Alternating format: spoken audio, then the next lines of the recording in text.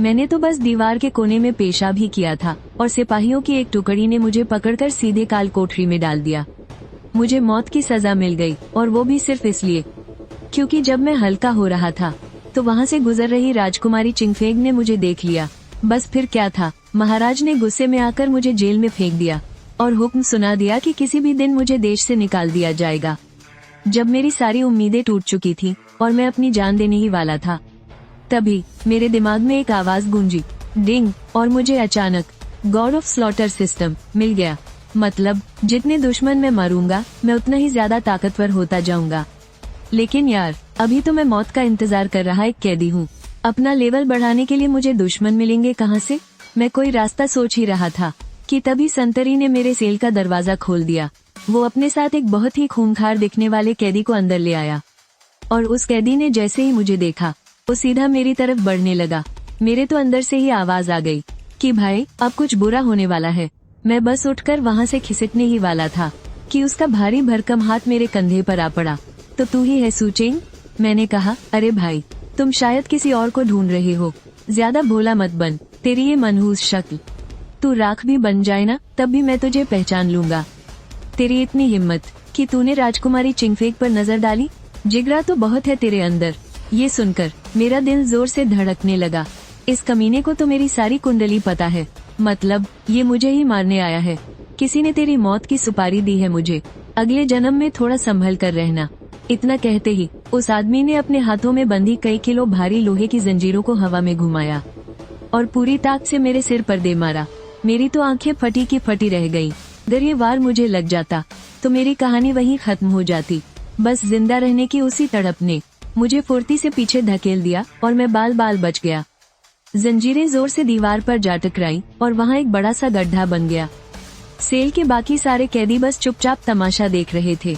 मुझे जिंदा बचता देख वो आदमी और भी ज्यादा बौखला गया। उसने अपना पैर उठाया और जोर से मुझे लात मारी। इस बार मैं हट नहीं पाया और लात सीधे मेरी छाती पर जा लगी। एक भयंकर दर्द मेरे पूरे शरीर में दौड़ गया। अब मेरे पास मरने या मारने के अलावा कोई रास्ता नहीं था। इससे पहले कि वो संभल पाता, मैं पागलों की तरह पूरी ताकत से उससे जा टकराया। वो कमीना ठीक से खड़ा भी नहीं हो पाया था और मेरे धक्के से धड़ाम से जमीन पर जा गिरा। जब तू मेरी जान लेना ही चाहता है तो ले, पहले मैं ही तुझे नर्क में भेजता हूँ। मैंने अपने हाथों की ठंडी जंजीरों से उसकी गर्दन को जोर से जकड़ लिया। उस आदमी की आंखें लाल हो गई और वो छटपटाने लगा। उसने मुझे कितना भी पीटा, मुझ पर कितने भी मुक्के मारे, लेकिन मैंने उसे नहीं छोड़ा। मेरे दिमाग में बस एक ही धुन सवार थी कि आज इसकी जान निकाल कर ही रहूंगा। पता नहीं कितनी देर हो गई थी, लेकिन आखिरकार उस आदमी ने तड़पना बंद कर दिया। उसका शरीर एकदम ठंडा पड़ गया। मैं बस जोर जोर से हौंफ रहा था। मौत के मुंह से वापस आने का वो एहसास। मेरे हाथ अभी भी बुरी तरह कांप रहे थे।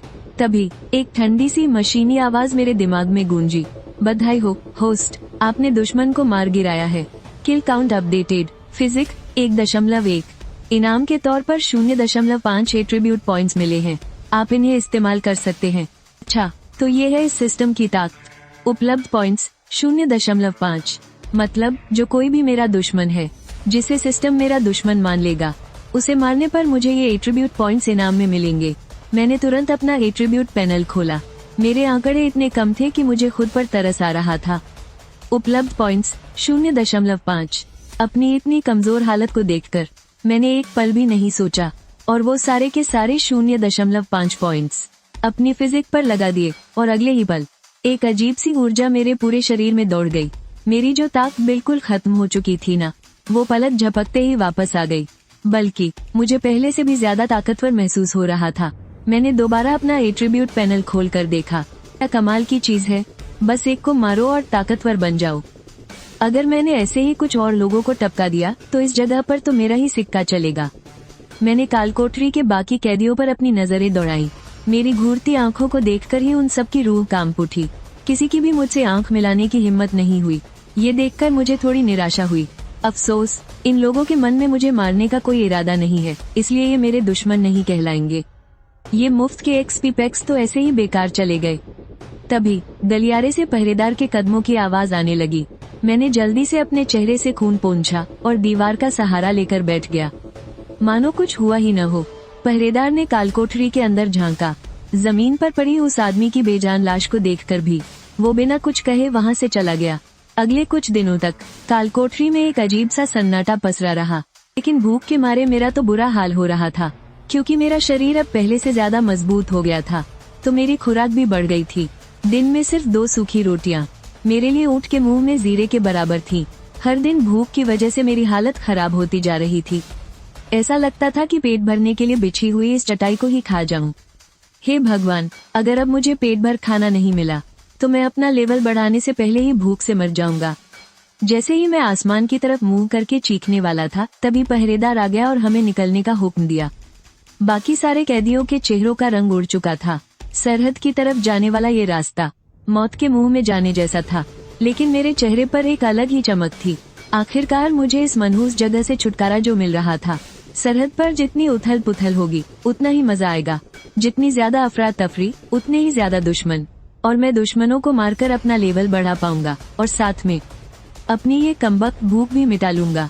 हम 10-15 कैदियों को एक साथ गर्दन जितनी मोटी लोहे की जंजीर से बांध दिया गया था, और मेरी बदकिस्मती देखो, मुझे सबसे आगे खड़ा कर दिया गया। मेरे पीछे उन लड़खड़ाते हुए कैदियों की एक लंबी कतार थी। भूख से मेरा दिमाग पहले ही सुन्न पड़ चुका था। मेरे लिए एक एक कदम बढ़ाना भी भारी पड़ रहा था, जिसकी वजह से पूरी कतार की रफ्तार धीमी हो गई। हमें ले जा रहा सेनापति घनी भौहों और बड़ी आंखों वाला एक खूंखार दरिंदा था। उसने अपने घोड़े पर बैठे बैठे मुझ पर कोड़ा ताना और गंदी गंदी गालियां देने लगा।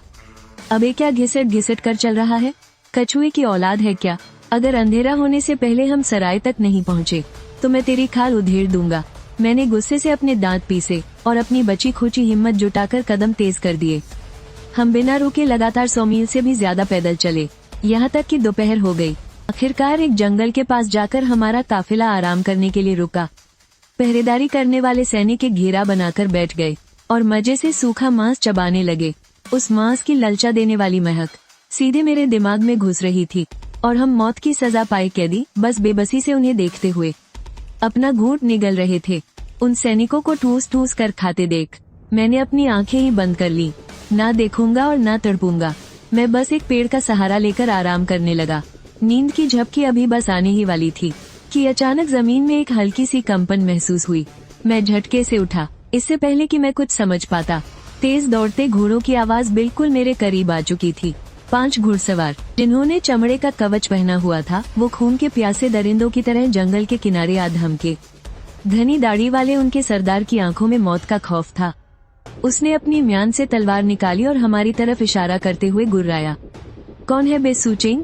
बाहर निकल और अपनी मौत का सामना कर। ये सुनते ही मेरा दिल धक से रह गया। ऐसा लगता है किसी ने ठान लिया है कि वो मुझे जिंदा सरहद तक नहीं पहुंचने देगा। इससे पहले कि मैं कुछ बोल पाता, मेरी ही कालकोठरी का वो चौकोर चेहरे वाला कैदी तुरंत भीड़ में से उछल कर सामने आ गया और मेरी तरफ उंगली दिखाते हुए चिल्लाया, यही है वो। मैंने कालकोठरी में इसका नाम सुना था। मैंने उस चौकोर चेहरे वाले को घूर कर देखा और मन ही मन तय कर लिया कि मैं इसका हिसाब जरूर चुकाऊंगा। दाढ़ी वाले ने दांत निपोड़ते हुए एक खौफनाक मुस्कान दी और कदम दर कदम मेरी तरफ बढ़ने लगा। तू बस एक डरपोक गीदड़ निकला। अगर ऐसी बात है तो तेरा बाप तुझे ऊपर भेज ही देता है। उसकी बात पूरी भी नहीं हुई थी कि दाढ़ी वाले के हाथ में पकड़ी बड़ी सी तलवार सीधा मेरी तरफ झपटी। मैं बाकी लोगों के साथ बंधा हुआ था। छिपने की तो कोई जगह ही नहीं थी। मुझे मजबूरी में अपने हाथों की लोहे की जंजीर को वार रोकने के लिए उठाना पड़ा। बस छन से एक जोरदार आवाज आई और हैरानी की बात ये थी कि मेरी कलाइयां नहीं टूटी, बल्कि मेरे हाथों की जंजीरें कटकर खुल गईं। हम दोनों ही एक पल के लिए सुन्न रह गए, लेकिन मेरी फुर्ती उससे कहीं ज्यादा थी। उसकी उस हैरानी का फायदा उठाते हुए मैंने झपटा मारकर उसके हाथ से वो भारी तलवार छीन ली और पलटकर एक ऐसा जोरदार वार किया कि दाढ़ी वाले का खेल वहीं खत्म हो गया। ये नजारा देखकर वहाँ मौजूद हर इंसान की सिट्टी पिट्टी गुम हो गई। भला कौन सोच सकता था कि जो लड़का एक पल पहले तक कटने के लिए तैयार किसी मेमने जैसा था, वो अगले ही पल ऐसा पलटवार करेगा और सीधे उन कातिलों के सरदार को ही टपका देगा। उसी वक्त मेरे दिमाग में सिस्टम की आवाज गूंजी, डिंग, दुश्मन का खात्मा, इनाम 0.6 एट्रीब्यूट पॉइंट्स। मैंने बिना एक भी पल गनवाए अपने सारे नए पॉइंट्स को सीधे अपनी फिजिकल स्ट्रेंथ में डाल दिया। अगले ही पल मेरे पूरे शरीर में एक गर्म ऊर्जा दौड़ गई। कई दिनों के सफर से जो थकावट थी वो जैसे छूमंतर हो गई। ऐसा लग रहा था मानो मेरे अंदर कभी न खत्म होने वाली ताकत आ गई हो। अब जब मैंने बचे हुए उन 4 कातिलों की तरफ देखा तो वो मुझे किसी खतरे जैसे नहीं लगे, बल्कि वो तो मेरे लिए चलते फिरते एक्सपीरियंस पॉइंट्स बन चुके थे। ये साफ था कि अपने सरदार के मरने से उनके अंदर मेरा कोई खौफ नहीं बैठा था। अगले ही सेकंड वो अजीब सी आवाजें निकालते हुए मुझ पर झपट पड़े। मैंने भी एक जोरदार दहाड़ लगाई। मैं एक कदम भी पीछे नहीं हटा, बल्कि अपनी तलवार घुमाते हुए सीधा उन पर टूट पड़ा। अकेला 4 लोगों से लड़ते हुए भी मैं उन पर भारी ही पड़ रहा था, बल्कि मेरा खून और खौल रहा था। मेरे वार इतने जोरदार थे कि उन 4 कातिलों के हाथ सुन्न पड़ने लगे। उनके हाथ कांपने लगे थे। क्या खाना वाना नहीं खाया है क्या? इतनी सी पिद्दी भर ताकत लेकर मुझे मारने चले हो? मैंने उन पर लगातार वार करते हुए उनका खूब मजाक उड़ाया। मेरी बातों से चिढ़कर उनमें से एक गुस्से में पागल हो गया और उसी गुस्से में उसने एक बहुत बड़ी गलती कर दी। मैंने बिना पलक झपकाए उस मौके को दबोचा और एक ही वार में उसे जमीन पर सुला दिया।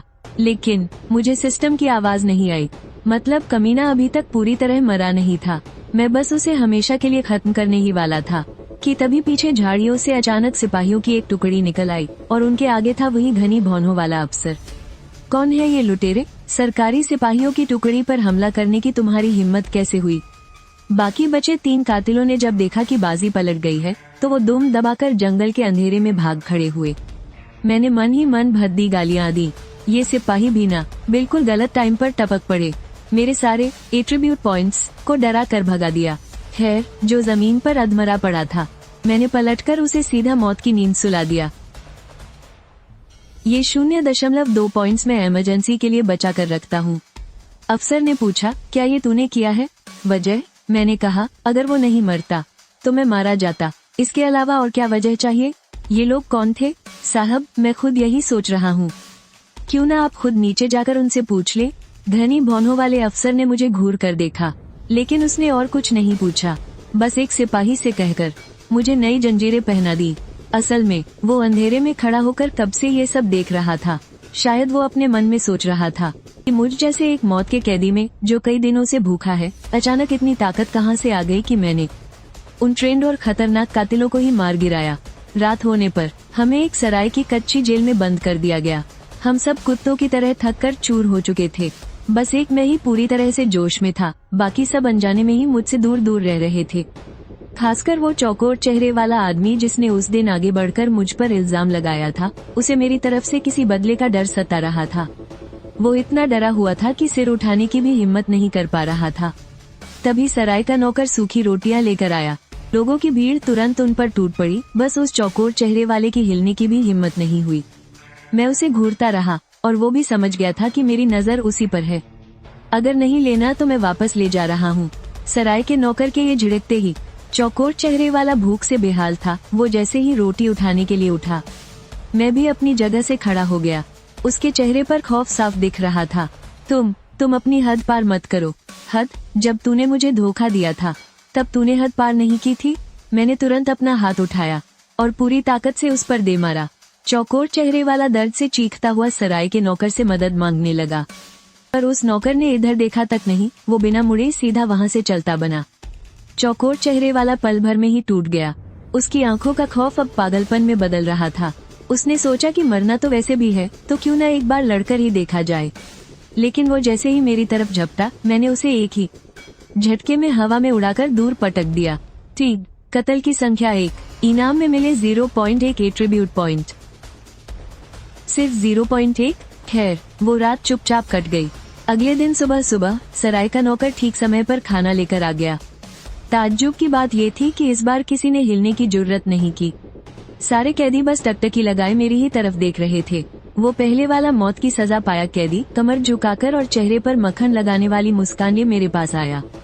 मालिक, पहले आप खाए। मैं एक पल के लिए चौंका, फिर एक ठंडी मुस्कान के साथ बोला, तुम लोग नहीं खाओगे? उसने जवाब दिया, जब तक आप नहीं खाते हमारी क्या मजाल जो हम खाने को हाथ भी लगा ले। मैंने भी उनके साथ कोई लिहाज नहीं दिखाया। मैंने 2 रोटियां उठाई और भूखों की तरह खाने लगा। तभी वो घनी भौहों वाला अफसर गश्त लगाने के लिए वहां आ पहुंचा। उसकी नजर तुरंत जमीन पर पड़ी उस चौकोर चेहरे वाली लाश पर गई। ये किसने किया? कोठरी में सन्नाटा छा गया। सिर्फ मेरे रोटी चबाने की आवाज गूंज रही थी। घनी भौहों वाला अफसर मेरे सामने आया और मुझ पर रौब झाड़ते हुए कड़क आवाज में पूछा, ये कैसे मरा? मैंने कहा, साहब मैं तो घोड़े बेचकर सो रहा था, मुझे भला कैसे पता होगा? तो फिर तुम्हारे हाथों पर लगे इस खून का क्या मतलब है? मैंने अपना हाथ उठाकर देखा। सच में वहाँ खून के ताजे निशान थे, और ये पट्टियां तो मैंने कल ही बदली थी। एक पल के लिए तो मुझे समझ ही नहीं आया कि ये खून आया कहाँ से। ये तो बड़ा अजीब है, मेरे हाथों पर खून कैसे लग गया? साहब क्या आप मुझे नई पट्टी दे सकते हैं? ज्यादा बकवास मत कर, सच सच बता। क्या बताऊं? हम सब तो वैसे भी मौत के साए में जीने वाले कैदी हैं। बीच रास्ते में किसी का मर जाना तो आम बात है, क्या पता कल को मैं भी टपक जाऊं। है ना साहब? उस घनी भौहों वाले अफसर ने मुझे घूर कर देखा, जैसे वो मेरे चेहरे से सच उगलवाना चाहता हो। आखिरकार उसने एक ठंडी सांस छोड़ी, कुछ नहीं कहा और वहाँ से मुड़कर चला गया। कैदियों का काफिला सरहद की तरफ फिर से आगे बढ़ चला। कल वाले एट्रीब्यूट पॉइंट की ताकत खत्म हो चुकी थी और पेट भी खाली था, तो मेरे कदम जाहिर तौर पर भारी पड़ने लगे थे, और मेरे आगे चलते हुए धीमे होने का मतलब था पूरे काफिले की रफ्तार का धीमा हो जाना।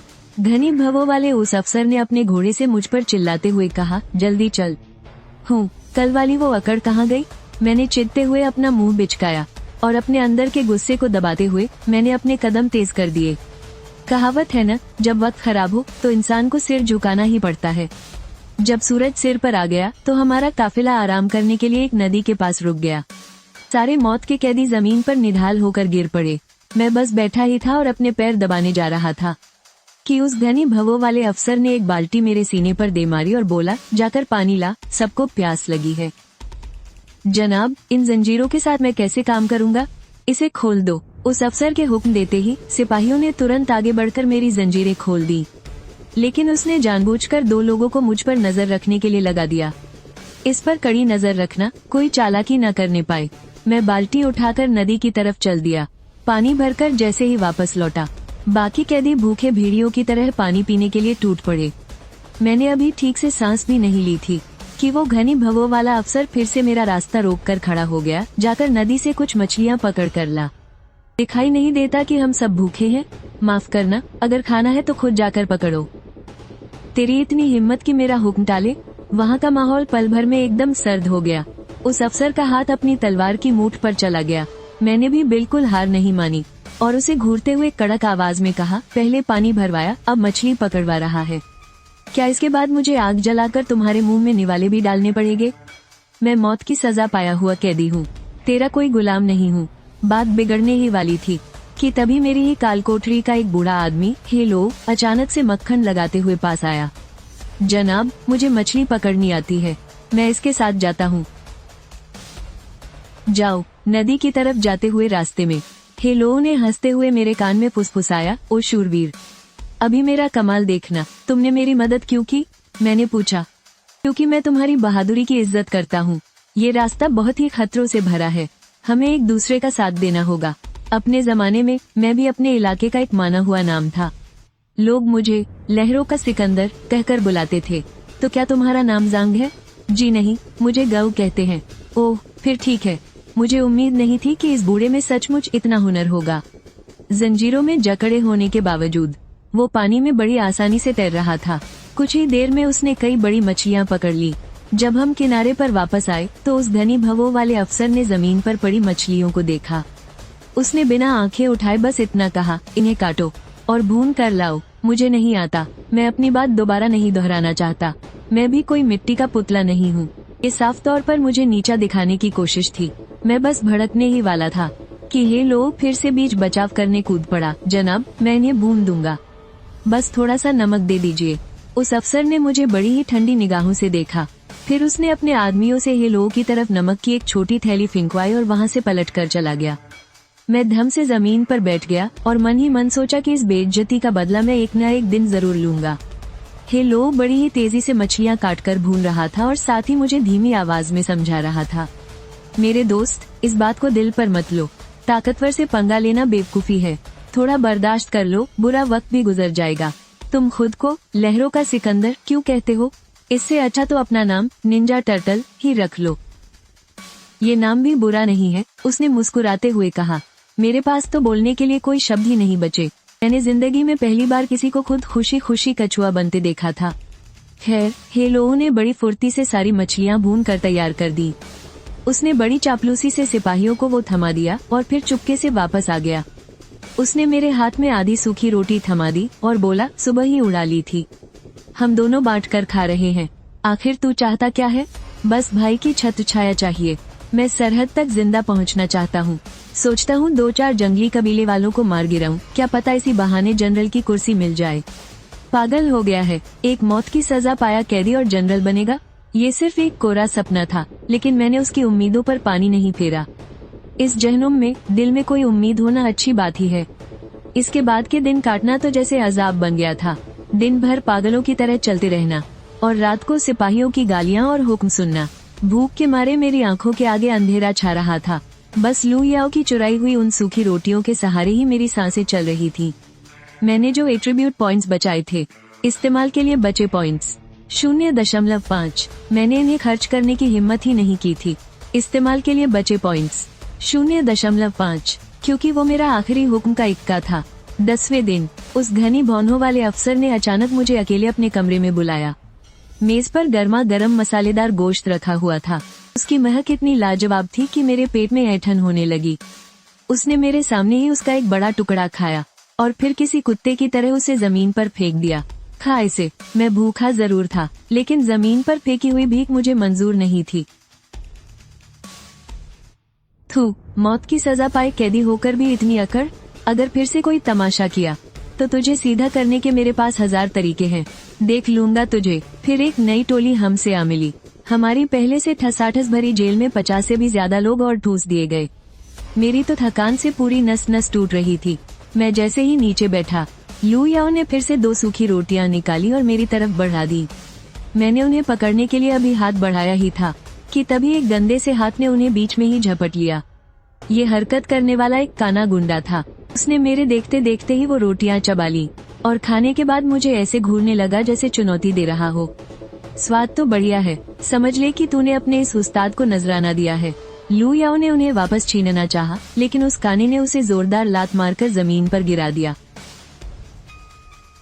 सिपाहियों का जुल्म तो मैं सह गया था, लेकिन तू मौत की सजा पाया एक कैदी होकर मेरे सिर पर चढ़ेगा। ऐसे क्या घूर रहा है बे? तेरे इस बाप ने दर्जनों लोगों की लाशें बिछाई हैं। क्या सोच रहा है मैं तुझसे डर जाऊंगा? बड़ा आया खूंखार कातिल, बड़ा रौब है तेरा। ये सुनकर वो काना अकबबूला हो गया। उसने सीधे मेरे मुंह पर एक जोरदार घूसा जड़ा, लेकिन मैं अपनी जगह से 1 इंच भी नहीं हिला। मैंने उसके घूसे का जवाब अपने जोरदार घूसे से दिया और फिर कड़ाक की एक भयानक आवाज गूंज उठी। हड्डी टूटने की वो खौफनाक आवाज पूरी जेल में गूंज गई। उस काने का हाथ एक बेजान लोथड़े की तरह नीचे लटक गया। उसकी पूरी बांह एक ही झटके में बर्बाद हो चुकी थी। क्या इसी कमजोर हाथ से तूने दर्जनों लोग मारे हैं? मौत बुला रहा है तू अपनी, कहते हुए वो झपटा, लेकिन मैं फुर्ती से बगल में हट गया। मैंने अपने हाथ के किनारे से उसकी बांह पर एक जोरदार वार किया और एक बार फिर हड्डी चटकने की तेज आवाज आई। उसकी बांह बीच में से टूटकर लटक गई। वो काना दर्द के मारे जमीन पर गिर पड़ा। वो खौफ के मारे पीछे खिसकने लगा। उसकी आंखों से पहले वाला सारा गुरूर हवा हो चुका था। मैं एक एक कदम बढ़ाते हुए उसके करीब पहुंचा। मेरी आंखों में खौफनाक गुस्सा भरा था। तो तू ही है वो शैतान जिसने दर्जनों लाशें गिराई हैं? तेरी हड्डियां तो सच में बहुत मजबूत हैं। मैंने उस काने के दोनों हाथ चकनाचूर कर दिए थे। दर्द के मारे उसका पूरा चेहरा बुरी तरह से सिकुड़ गया था। मैंने बिना कोई भाव दिखाए पास पड़ी वो लोहे की छड़ उठाई और हाथ में उछालकर उसका वजन तौला। मेरी नजरें उसके जिस्म पर ऐसे रेंग रही थी जैसे मैं अगला वार करने के लिए कोई सही जगह ढूंढ रहा हूँ। वो काना बुरी तरह से टूट चुका था। मालिक, मेरे बाप, मैंने तो बस ऐसे ही फेंक दी थी। मैं कोई कातिल नहीं हूँ। वो दर्जनों खून की बात भी मैंने बस बनाकर कही थी। सच कह रहा हूँ, मैं तो बस सुअर काटने वाले का एक चेला हूँ। गलती से अपने उस्ताद को मार बैठा, तभी यहाँ जेल आ गया। मुझ में सच में किसी की जान लेने की हिम्मत नहीं है। क्या तुम्हें लगता है मैंने जानबूझकर किया? मेरे पास इसे साबित करने का एक तरीका है। आप बस हुक्म कीजिए, अगर मेरे बस में हुआ तो। बहुत आसान है, नर्क में जाकर अपने उस्ताद से ही पूछ ले। काना आदमी एक पल के लिए चौंका और फिर गुस्से से दहाड़ते हुए बोला, तू चाहता है कि मैं भूत बनकर भी तुझे नहीं? काल कोठरी में फिर से सन्नाटा छा गया और मुझे देखने का सबका नजरिया ही बदल गया। वो एक पागल के लिए पैदा हुआ खौफ था। सिर्फ कुबड़े की आंखों में एक अजीब सी उलझन थी। उसने मेरा इतना खूंखार रूप पहले कभी नहीं देखा था। मैं वापस कोने में जाकर बैठ गया और बड़ी शांति से पूछा, क्या तुम्हें लगता है कि मैंने कुछ ज्यादा ही बेरहमी दिखा दी? बॉस, आपने एक को मारकर 100 को डरा दिया है। अब कोई भी हमसे उलझने की जुर्रत नहीं करेगा। नहीं, सच कहूँ तो मैं बस उसे मारना चाहता था। मैंने इतना कुछ नहीं सोचा था। ये सुनकर कुबड़ा ही एकदम चुप हो गया। सिर्फ मैं जानता था कि यही सच है। अंदर इतने लंबे समय से जो गुस्सा दबा हुआ था, उसे बाहर निकलने का कोई तो रास्ता चाहिए था। मैंने अपने सिस्टम पैनल पर नजर डाली। शरीर की ताकत 2.3 और बचे हुए पॉइंट्स 0.3। ये 0.1 पॉइंट भले ही कम हो, लेकिन मेरे मन की वो भड़ास आखिरकार निकल ही गई। अगले दिन सुबह सुबह घनी भौहों वाला एक अफसर काल कोठरी का मुआयना करने आया। अंदर कदम रखते ही उसकी नजर काने आदमी की लाश पर पड़ी। उसका चेहरा गुस्से से काला पड़ गया, लेकिन उसने एक लफ्ज भी नहीं कहा। यहाँ तक कि सुबह का नाश्ता भी रद्द कर दिया गया और सीधा सबको आगे बढ़ने का हुक्म दे दिया। पूरा काफिला खामोशी से अपने रास्ते पर चल पड़ा। ऐसे माहौल में किसी की भी अपनी शामत बुलाने की हिम्मत नहीं थी। हालांकि मेरे पेट में चूहे कूद रहे थे, लेकिन सिस्टम की ताकत की बदौलत मेरी चाल में कोई कमी नहीं आई थी। दोपहर होते होते काफिला आराम करने के लिए पहाड़ों के बीच एक घाटी में रुका। पहाड़ी पर लगे कुछ जंगली नाशपाती के पेड़ फलों से लदे हुए थे। भले ही वो अभी पूरी तरह से पके नहीं थे, लेकिन उन कच्चे फलों की उस सौंधी महक ने ही सबकी भूख और प्यास को भड़का दिया था।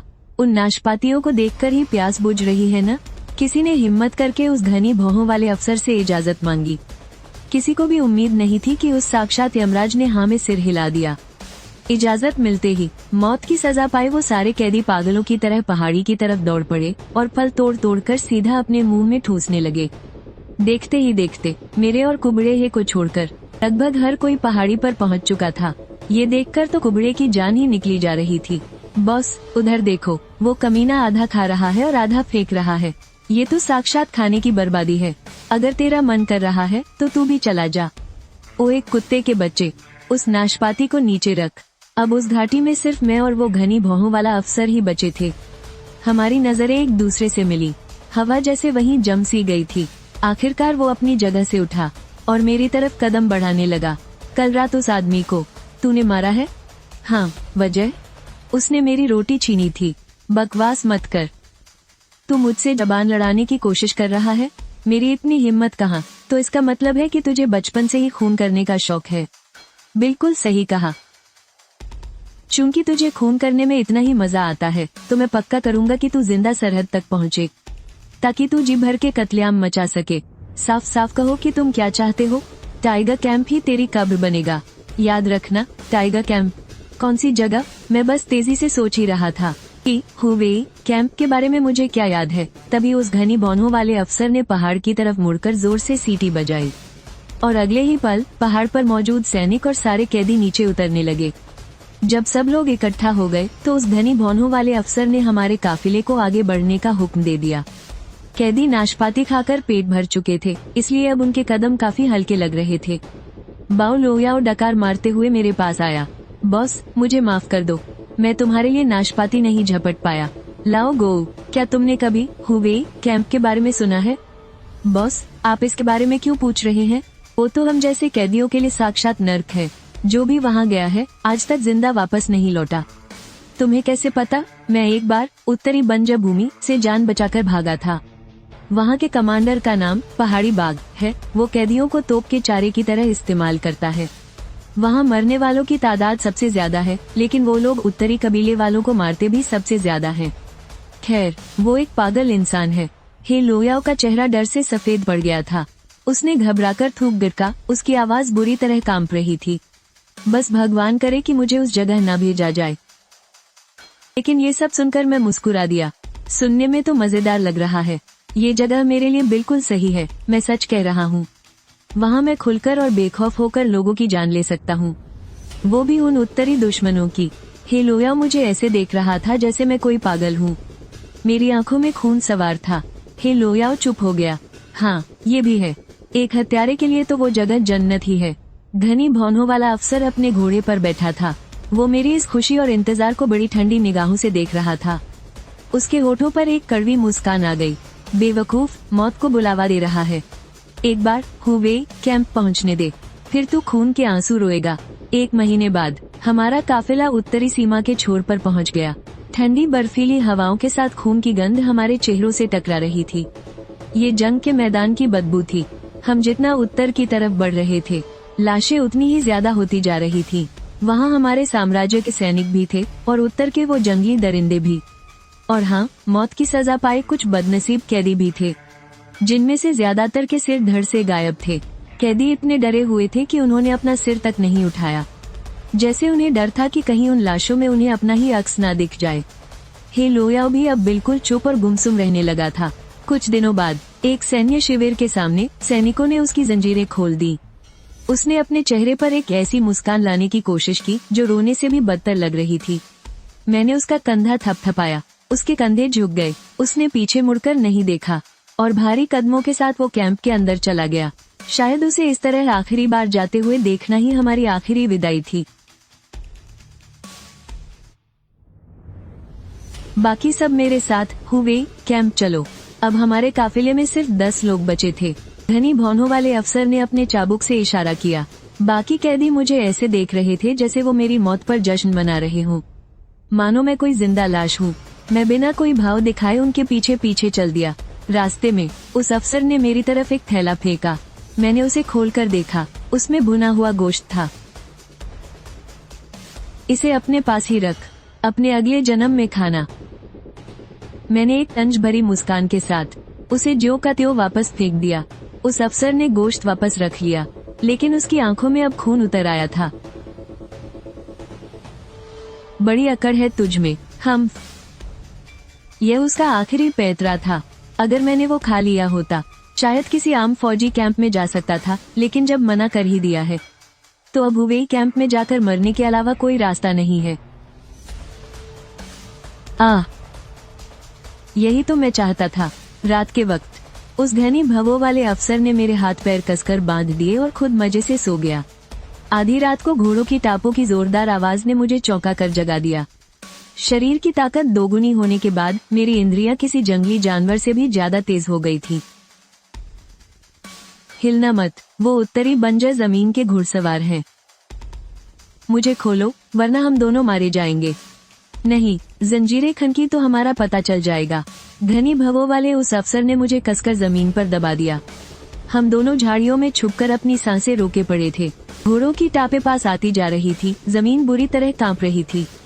मेरी जान सूख रही थी। हम ऐसे ही जमे हुए थे। धीरे धीरे घोड़ों की आवाज दूर चली गई। मैंने राहत की सांस ली। अरे, अब तो खोल दो मुझे। सब चले गए, अब क्या खाक खोलूं? क्या पता वो अचानक वापस आ जाए। अपनी मनहूस जबान बंद रख। अभी बात पूरी भी नहीं हुई थी कि अचानक हमारे सिर के ऊपर से एक जोरदार दहाड़ गूंजी। कौन है वहाँ? घनी भवों वाले अफसर का चेहरा डर से पीला पड़ गया। मेरे पास गालियां बकने का भी वक्त नहीं था। ये जंगली सच में वापस आ गए थे। जल्दी खोलो, सच में साथ मरना है क्या? उस अफसर ने दांत पीसते हुए चाबियां निकाली। उसने जैसे ही जंजीर खोली, कुछ काले सायों ने हमें घेर लिया। चांद की रोशनी में मैंने उनके लोहे के खंभों जैसे भारी भरकम शरीर देखे। हे लोयाओं ने सच ही कहा था। ये उत्तरी बंजर जमीन के जंगली भालुओं जैसे ताकतवर थे, और इन जंगली लोगों के सामने मैं किसी कमजोर चूजे जैसा लग रहा था।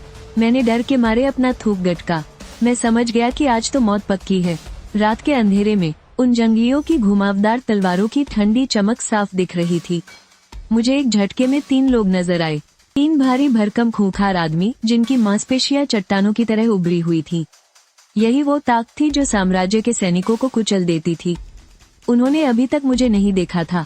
मैं भागने की तरकीब सोच ही रहा था कि अचानक उस पागल अफसर ने अपनी तलवार निकाली और उन पर झपट पड़ा। खड़े खड़े क्या मुंह ताक रहा है? जिंदा रहना है तो हमला कर। मैंने मन ही मन एक गाली दी, पर मजबूरी में मुझे भी उसके पीछे जाना पड़ा।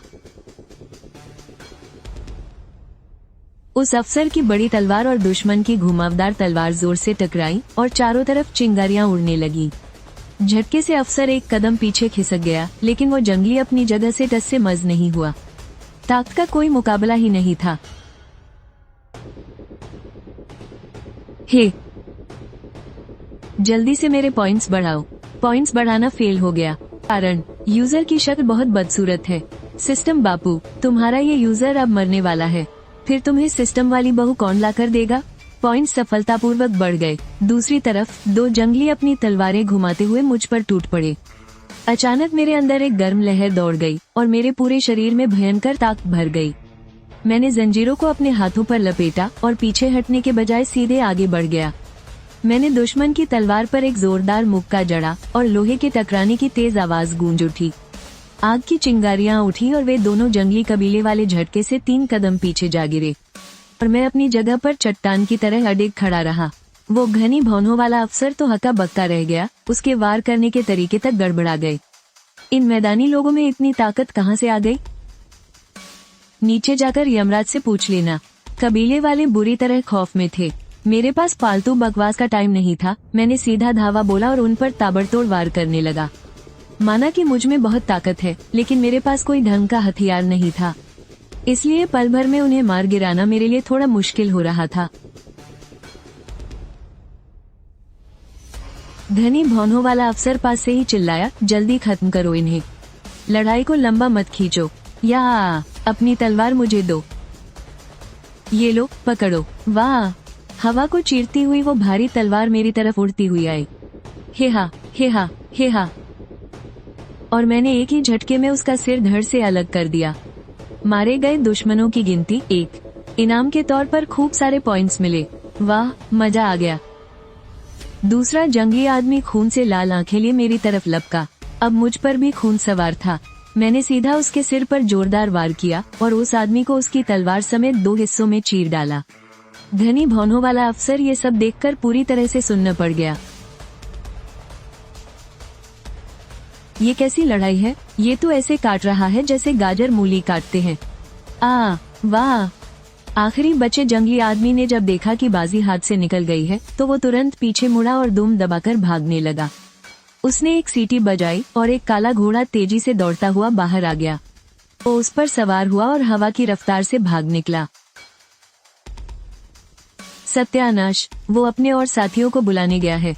भाग रहा है? क्या तूने मुझसे पूछा? मैं दौड़कर घोड़े को नहीं पकड़ सकता था, इसलिए मैं अपनी जगह पर ही रुक गया। मैंने अपनी पूरी ताकत बटोरी और हाथ में पकड़ी उस भारी तलवार को पूरी ताकत से हवा में फेंक मारा। श्यू खचाक! वो लंबी तलवार सीधे उसकी पीठ को चीरती हुई आर पार हो गई और खून के फव्वारे फूट पड़े। लेकिन वो नीचे नहीं गिरा, बल्कि घोड़े की पीठ पर पड़ा हुआ रात के अंधेरे में गायब हो गया। वो घनी भौहों वाला अफसर बिल्कुल सुन्न खड़ा था। लो, सब खत्म। वो बचकर भाग निकला। तभी सिस्टम का संदेश आया, मारे गए दुश्मनों की गिनती। मैंने बड़े आराम से अपने हाथ झाड़े। चिंता मत करो, वो पक्का मर चुका है। अब इस जगह पर ज्यादा देर रुकना ठीक नहीं है। हम रातों रात सफर करते रहे और सुबह होने पर जाकर ही हमें साम्राज्य के सैनिक दिखाई दिए। चल चल मेरे घोड़े। वो घुड़सवार सैनिक मुझे बड़ी अजीब नजरों से देख रहे थे, जैसे किसी मुर्दे को देख रहे हों। एक पहाड़ी को पार करते ही हम टाइगर कैंप पहुंच गए। अभी हम दरवाजे के अंदर घुसे भी नहीं थे कि खून की उस भयंकर बदबू से मेरा दम घुटने लगा और मुझे उल्टी सी आने लगी। मुख्य दरवाजे के ऊपर कतारों में उन जंगली कबीले वालों के कटे हुए सिर बुरी तरह लटके हुए थे। उनमें से कुछ तो सड़कर कंकाल बन चुके थे और कौवे उन पर बैठकर बचे खुचे मांस को नोच नोच कर खा रहे थे। मैंने अपना थूक निगला। इस टाइगर कैंप के सजावट करने का तरीका तो सच में बड़ा खौफनाक है। घनी भौहों वाले अफसर ने तंज कसते हुए कहा, क्यों, इतने में ही डर गए क्या? अब बहुत देर हो चुकी है। मैंने एक शैतानी मुस्कान के साथ कहा, डरना कैसा, ये जगह तो एकदम मेरे टाइप की है। दरवाजे पर 2 हटे कट्टे आदमियों ने रास्ता रोका, ये सुनकर कि मैं सजाए मौत का कैदी हूँ। उनकी नजरों में साफ बेइज्जती थी। हा, लो, मरने के लिए एक और मोहरा आ गया। इतना दुबला पतला है, कितनी तलवारें झेल पाएगा? शुक्र मनाओ, पिछली खेप वाले तो सारे के सारे मारे गए। चलो आगे बढ़ो। कैंप में घुसते ही चीख पुकार गूंज रही थी। कुछ कबीले वालों को लकड़ी के खम्भों से बांधकर यातनाएं दी जा रही थी। उनकी चमड़ी उधड़ चुकी थी। उस घनी भौहों वाले अफसर ने मुझे एक सिपाही को सौंप दिया और खुद वहां से चला गया। चुपचाप यहाँ पड़े रहना, कोई पंगा मत लेना। उस सिपाही ने मुझे एक अंधेरी कोठरी में लाया और ये कहकर मुझे अंदर धक्का दे दिया और दरवाजा बंद कर दिया। कोठरी में एकदम घुप्पा अंधेरा था। मैंने जैसे ही कदम बढ़ाया मुझे ठोकर लग गई। नीचे देखा तो एक लाश पड़ी थी जो पूरी तरह अकड़ चुकी थी। अच्छा, तो पिछली बार गिनती में जो एक कम था वो यहाँ मरा पड़ा था। वो सिपाही वापस लौटा और गालियां बकता हुआ उस लाश को घसीट कर ले गया। कोठरी में फिर से अंधेरा छा गया। मैं एक कोने में दीवार से टिक कर बैठ गया। मन ही मन सोचा, ये जगह सच में अपने नाम जैसी ही खूंखार है। कोठरी में भी लाशें मुफ्त में मिलती हैं। मैं बहुत थक चुका था, मुझे नींद आ गई और मैं सो गया। मैं कच्ची नींद में ही था कि तभी मुझे लगा जैसे कोठरी का दरवाजा खुला हो। फिर दरवाजे पर वही घनी भौहों वाला अफसर खड़ा दिखा। क्या पछतावा हो रहा है? मैंने अपनी आंखें मली। समझ नहीं आया कि वो अफसर अचानक ये क्यों पूछ रहा है। किस बारे में? उन सभी चीजों के बारे में। कोई पछतावा नहीं। उसने हामी में सिर हिलाया, फिर कुछ नहीं कहा और मुड़कर जाने लगा। रुको, पूरे रास्ते भर तुमने मुझे मारा क्यों नहीं? मैं तुम्हें क्यों मारता? क्या कोई मेरी जान नहीं लेना चाहता? तुम जानना चाहते हो कि वो कौन है? हाँ, सुनाओ, मैं सुन रहा हूँ। मुर्दों को ये जानने की कोई जरूरत नहीं। अरे सुनो, ये तो नाइंसाफी है यार। वैसे भी तो मरने ही वाला हूँ। कम से कम मरने से पहले सच तो बता दो। और हाँ, मुझे उस मसालेदार बीफ से आजमाना बंद करो। मैं बीफ नहीं खाता। और हाँ, मुझ पर तुम्हारा एक खंजर उधार है। अगली बार तुम्हें इससे भी बेहतरीन खंजर लाकर दूंगा। उस अफसर के कदम नहीं रुके। उसके चेहरे पर एक हल्की सी व्यंग्य भरी मुस्कान आई। उसने अपना सिर हिलाया और चला गया। कोठरी में अब मैं अकेला था। मैंने अपना सिस्टम पैनल खोला। ये उत्तरी सीमांत सच में लेवल अप करने के लिए किसी जन्नत से कम नहीं। बस कुछ ही दिनों में इतना सब इकट्ठा कर लिया। खून से सने कुछ लोग अंदर आए। उन्होंने मेरी तरफ देखा भी नहीं और अपनी अपनी जगह देखकर बैठ गए। सबसे आखिर में एक दुबला पतला बूढ़ा आदमी अंदर आया। उसके हाथ में एक लालटेन थी और उसके कपड़े एकदम साफ सुथरे थे। ओहो, क्या बात है, नया मेहमान आया है। बड़ा ही नाजुक सा लग रहा है। क्या कांड करके आए हो भाई? वो बूढ़ा मुस्कुराते हुए मेरे पास आकर बैठ गया। पुरानी बातों को छोड़ो यार, मेरा नाम सू चेंग है। हम यहाँ नाम से नहीं बुलाते, निकनेम से बुलाओ। तुम मुझे सूखा बांस बुला सकते हो।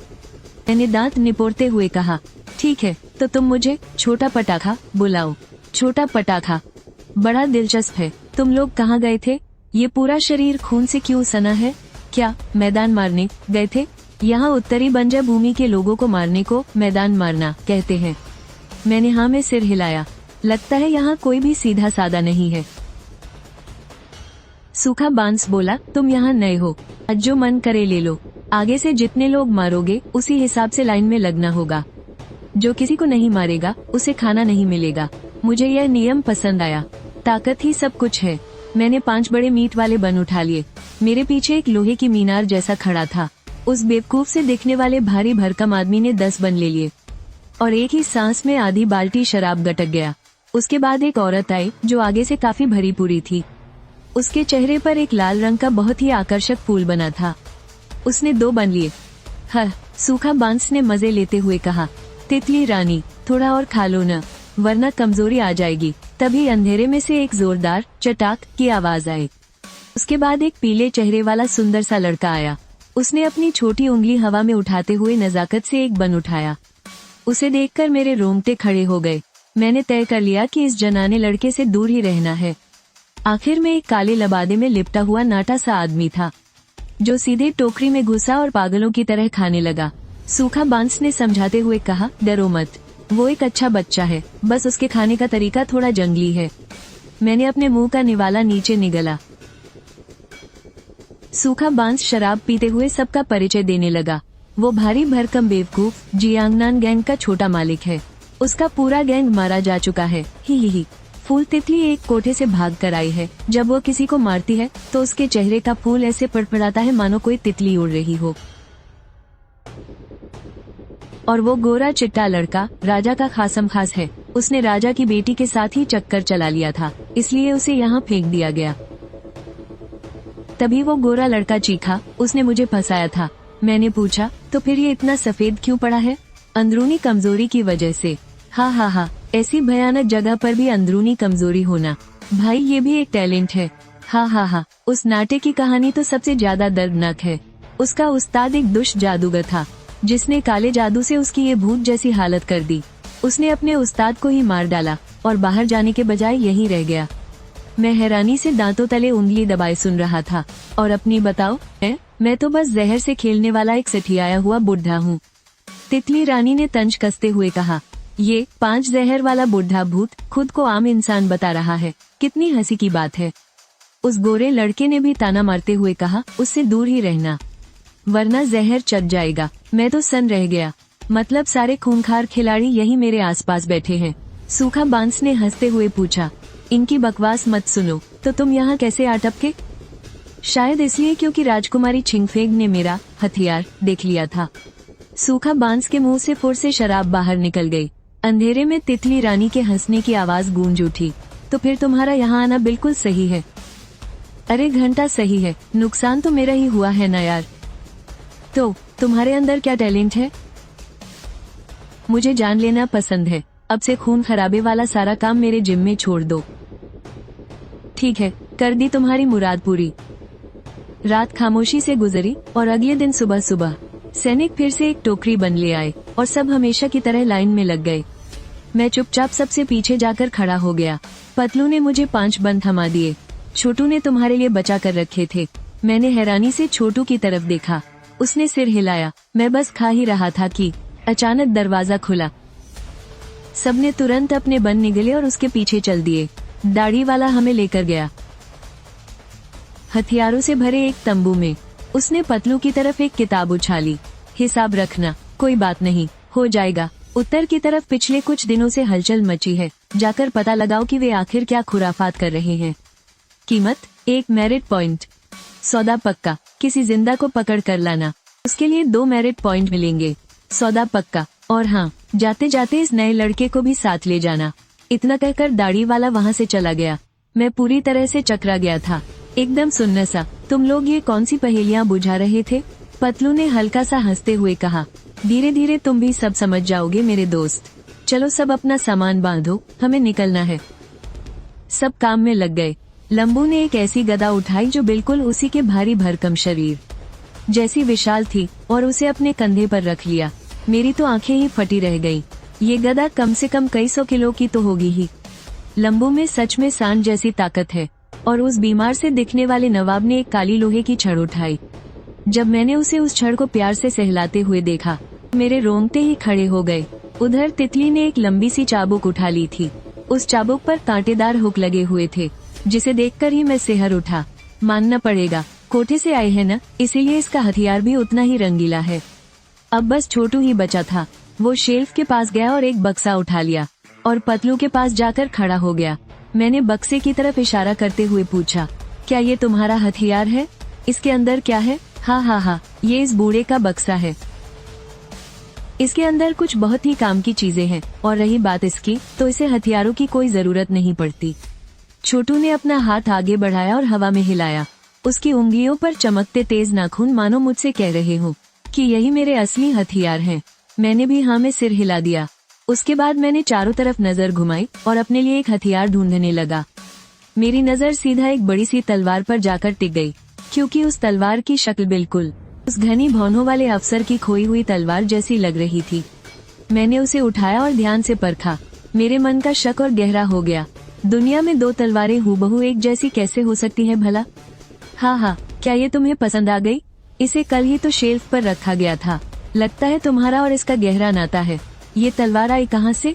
पता नहीं, इसे कल छोटू ही कहीं से उठाकर लाया था। पतलू ने छोटू की तरफ इशारा करते हुए कहा। मैं समझ गया। मुझे पूरा यकीन हो गया था कि ये उसी अफसर की ही तलवार है। किसने सोचा था कि घूम फिर कर ये वापस मेरे ही हाथों में आ जाएगी। ये किस्मत का खेल भी बड़ा ही अजीब है। मैंने उस बड़ी तलवार को अपने कंधे पर रख लिया। तब तक बाकी सब ने भी अपने हथियार चुन लिए थे। फिर हम सब उस तंबू से बाहर आ गए। तंबू के बाहर एक गंजा आदमी खाली मैदान में खड़ा था। उसके ठीक पीछे पूरी तरह से तैयार खौफनाक हो गई सेना की एक टुकड़ी थी। जैसे ही उस गंजे ने सबको बाहर आते देखा, उसने बिना कुछ कहे पीछे खड़ी हो गई सेना को हाथ से इशारा किया। चू फैंग, वो गंजा आदमी उछलकर अपने घोड़े पर सवार हो गया। वो टुकड़ी के सबसे आगे चल रहा था। सूखा अपने कुछ आदमियों के साथ उस गंजे के पीछे पीछे चल रहा था। वुवेई सेना उनके ठीक पीछे चल रही थी और मेरी नजरें उस गंजे पर गड़ी थीं। मैंने फुसफुसाते हुए सूखा से कहा, इस छावनी में साधु कहाँ से आ गए? मेरे इतना कहते ही मुझे अचानक एक खौफनाक और ठंडी हत्यारी नीयत का एहसास हुआ जो उस गंजे की तरफ से मेरी ओर आ रही थी। लेकिन जैसे ही सूखा हल्का सा हंसा, वो खौफनाक एहसास पल भर में ही छूमंतर हो गया। सूखा ने कहा, कुछ भी बकवास मत कर, वो पैदाइशी ऐसा ही है, भगवान बुद्ध से उसका कोई लेना देना नहीं है। मैंने सिर हिलाया और फिर आगे कुछ नहीं पूछा, लेकिन न चाहते हुए भी मेरी नजर बार बार उस गंजे सिर पर जा रही थी। फिर जैसे ही सूरज ने सुबह की धुंध को चीरा, मुझे अपनी आंखें सिकुड़नी पड़ी। उस गंजे सिर से टकराकर आने वाली रोशनी मेरी आंखों में चुभ रही थी। तभी वो गंजा अचानक रुक गया। वो घोड़े से उतरा और सीधा सूखा के सामने आकर खड़ा हो गया। ठीक इसी जगह पर हमें बंजर कबीले के 3 जासूस मिले थे। वो लोग किस दिशा से आए थे किसी को नहीं पता। जब हम यहाँ पहुँचे तो वो पहले ही मर चुके थे। उनमें से 2 की लाशें यहीं पड़ी थी और उनके सिर बुरी तरह से कुचले हुए थे। सूखा ने समझदारी में सिर हिलाया और वो गंजा फिर से घोड़े पर बैठकर आगे बढ़ गया। टुकड़ी आधे दिन तक और आगे बढ़ती रही। इस बार वो गंजा एक छोटे से पानी के गड्ढे के पास रुका। वो गड्ढे के ज्यादा करीब नहीं गया, बल्कि अपने चाबुक से उसकी तरफ इशारा करते हुए बोला। कुछ जासूसों ने यहाँ अपने घोड़ों को पानी पिलाया था और फिर वो पूर्व की तरफ निकल गए। हमारे आदमियों ने उनका पीछा किया, लेकिन वो बच निकले। एक दलदल पार करते समय उन्होंने अचानक अपनी रफ्तार बढ़ा दी थी और हमारे लोग उनके पीछे नहीं जा सके। सूखा ने फिर से सिर हिलाया और कहा, तुम लोग यहीं रुको, हम जाकर देखते हैं। उस गंजे ने हामी भरी और सूखा मुझे और मेरे दल को लेकर मुख्य टुकड़ी से अलग हो गया। जब हम इतनी दूर आ गए कि वो गंजा दिखना बंद हो गया, तब मैंने पूछा, क्या उन्हें इस बात का डर नहीं है कि हम यहाँ से भाग सकते हैं? किसी और ने मेरे सवाल का कोई जवाब नहीं दिया, जैसे मैंने कोई बहुत ही बेवकूफी भरा सवाल पूछ लिया हो। सिर्फ सूखा जोर से हंसा और बोला, क्या तू भागना चाहता है? तू भाग कर जाएगा भी कहाँ? साम्राज्य को तेरी तलाश है और उत्तरी बंजर के लोग भी तेरे खून के प्यासे हैं। ये सुनकर मैं खामोश हो गया। बात तो सच थी, मैं कहीं नहीं जा सकता था। अगर मैं यहाँ से भागा तो साम्राज्य के लिए एक भगोड़ा मुजरिम बन जाऊंगा और उत्तरी बंजर वालों के लिए एक बाहरी दुश्मन। मैंने हल्के सफेद पड़ते आसमान की तरफ देखा। मेरा मन बहुत झुंझला रहा था। ये दुनिया इतनी बड़ी है और मेरे लिए छुपने की एक भी जगह नहीं। अगर तू सच में भागना चाहता है तो अभी जा सकता है। हम वापस जाकर कह देंगे कि तू मारा गया। लेकिन अगर उन्होंने तुझे फिर से पकड़ लिया तो हम सब भी तेरे साथ मारे जाएंगे। मैंने ठहाका लगाया और कहा, तू मुझे बहुत कमजोर समझ रहा है।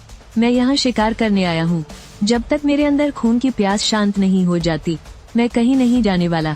मेरी बात सुनकर सूखा ने संतुष्टि से सिर हिलाया और बोला, आगे 2 पहरेदार हैं, तू और रोगी बाबू जाकर उन दोनों को चुपचाप निपटा दो।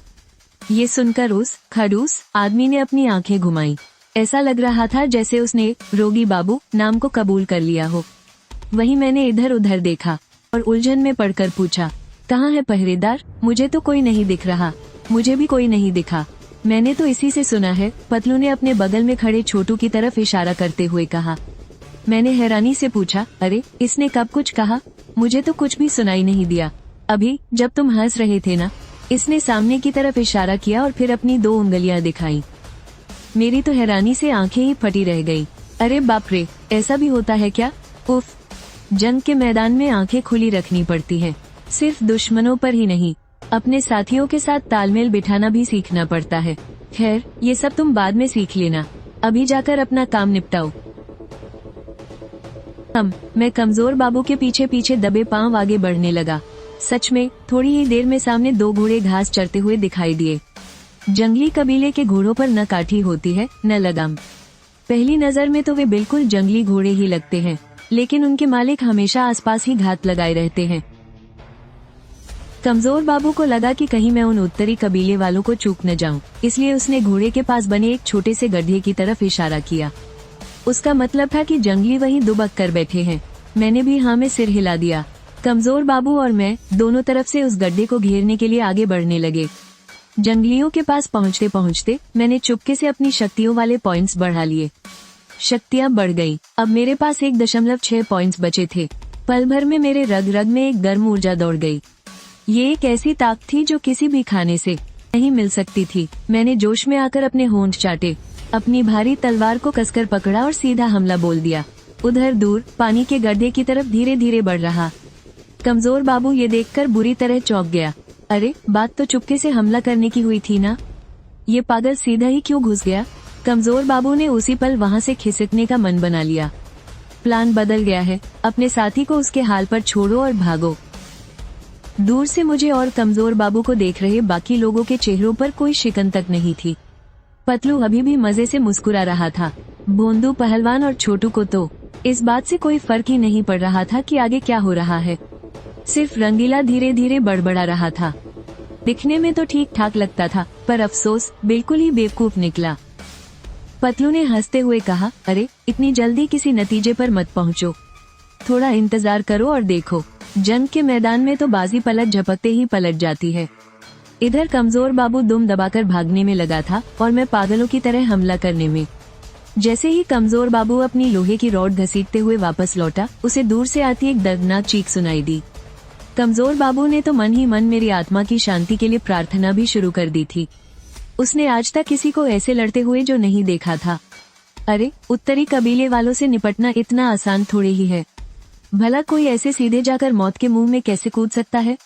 लेकिन कमजोर बाबू जैसे ही रंगीला के पास पहुंचा, उसने देखा कि रंगीला फटी की फटी आंखों से सामने की तरफ देख रहा है। वो लड़का पक्का बहुत बुरी मौत मारा गया है। बेचारा अभी एक दिन पहले ही तो आया था। लेकिन रंगीला ने कमजोर बाबू की बात काटते हुए कहा, बाप रे, वो लड़का तो बड़ा ही खतरनाक निकला। कमजोर बाबू ने उलझन में अपना सिर घुमाकर पीछे देखा और अगले ही पल हैरानी से उसका मुंह खुला का खुला रह गया। उसने देखा कि मैं खून से लथपथ उस छोटे गड्ढे के पास खड़ा हूँ और मेरे ठीक सामने 2 हिस्सों में कटा हुआ एक जंगली जासूस पड़ा था। उस जंगली के चेहरे पर अभी भी गुस्सा झलक रहा था, लेकिन उसका धड़ धीरे धीरे जमीन पर गिर गया। मैंने हाथ से अपने चेहरे पर लगा खून पोंछा। अभी मेरे पीछे से एक साया तेजी से निकला। वो कबीले का दूसरा आदमी था, लेकिन उस जंगली ने मुझ पर हमला नहीं किया, बल्कि वो सरपट अपने घोड़े की तरफ भागा। साफ था कि वो दुम दबाकर भागना चाहता था, लेकिन मैं उसे ऐसे कैसे भागने देता। मैंने जमीन पर जोर से पैर पटका और बिजली की तेजी से उसकी तरफ झपटा। हवा में अपनी भारी तलवार उठाई और उस जंगली को चीरने के लिए वार कर दिया। जैसे ही बंजर कबीले वाला अपने घोड़े पर चढ़ा, मेरी बड़ी सी तलवार उस तक पहुंच गई। तलवार ने मेरी ताकत का इस्तेमाल किया और मैंने तलवार की रफ्तार का बेइंतहा खून की प्यास के साथ मैंने उस बंजर कबीले वाले पर वार किया। खचाक, एक हल्की सी आवाज आई और मैंने उस आदमी को उसके घोड़े समेत बीच से 2 टुकड़ों में चीर डाला। सिस्टम की आवाज लगातार बजने लगी। शिकार की गिनती 1, इनाम में मिले 0.5 स्टेट पॉइंट्स। मैं वहाँ खून से लथपथ किसी शैतान की तरह खड़ा था। मेरे चेहरे पर एक अजीब सा सुकून था। कमजोर नवाब का मुंह इतना खुला रह गया था कि उसमें लोहे की 3 छड़ें घुस जाएं। उसने हक्के बक्के रहकर अपना थूक निगला और उसके मुंह से बस इतना ही निकला, क्या खूंखार बंदा है। पतलू ने हंसते हुए कहा, मैंने कहा था ना, इतनी जल्दी किसी नतीजे पर मत पहुंचा करो। रंगीन तितली ने उलझन भरी नजरों से देखते हुए कहा, सच में इसे कम आंकने की भूल कर दी। इसकी ताकत तो हमारे भोंदू पहलवान को भी टक्कर दे सकती है। पतलू ने सिर हिलाते हुए कहा, नहीं, बात अलग है।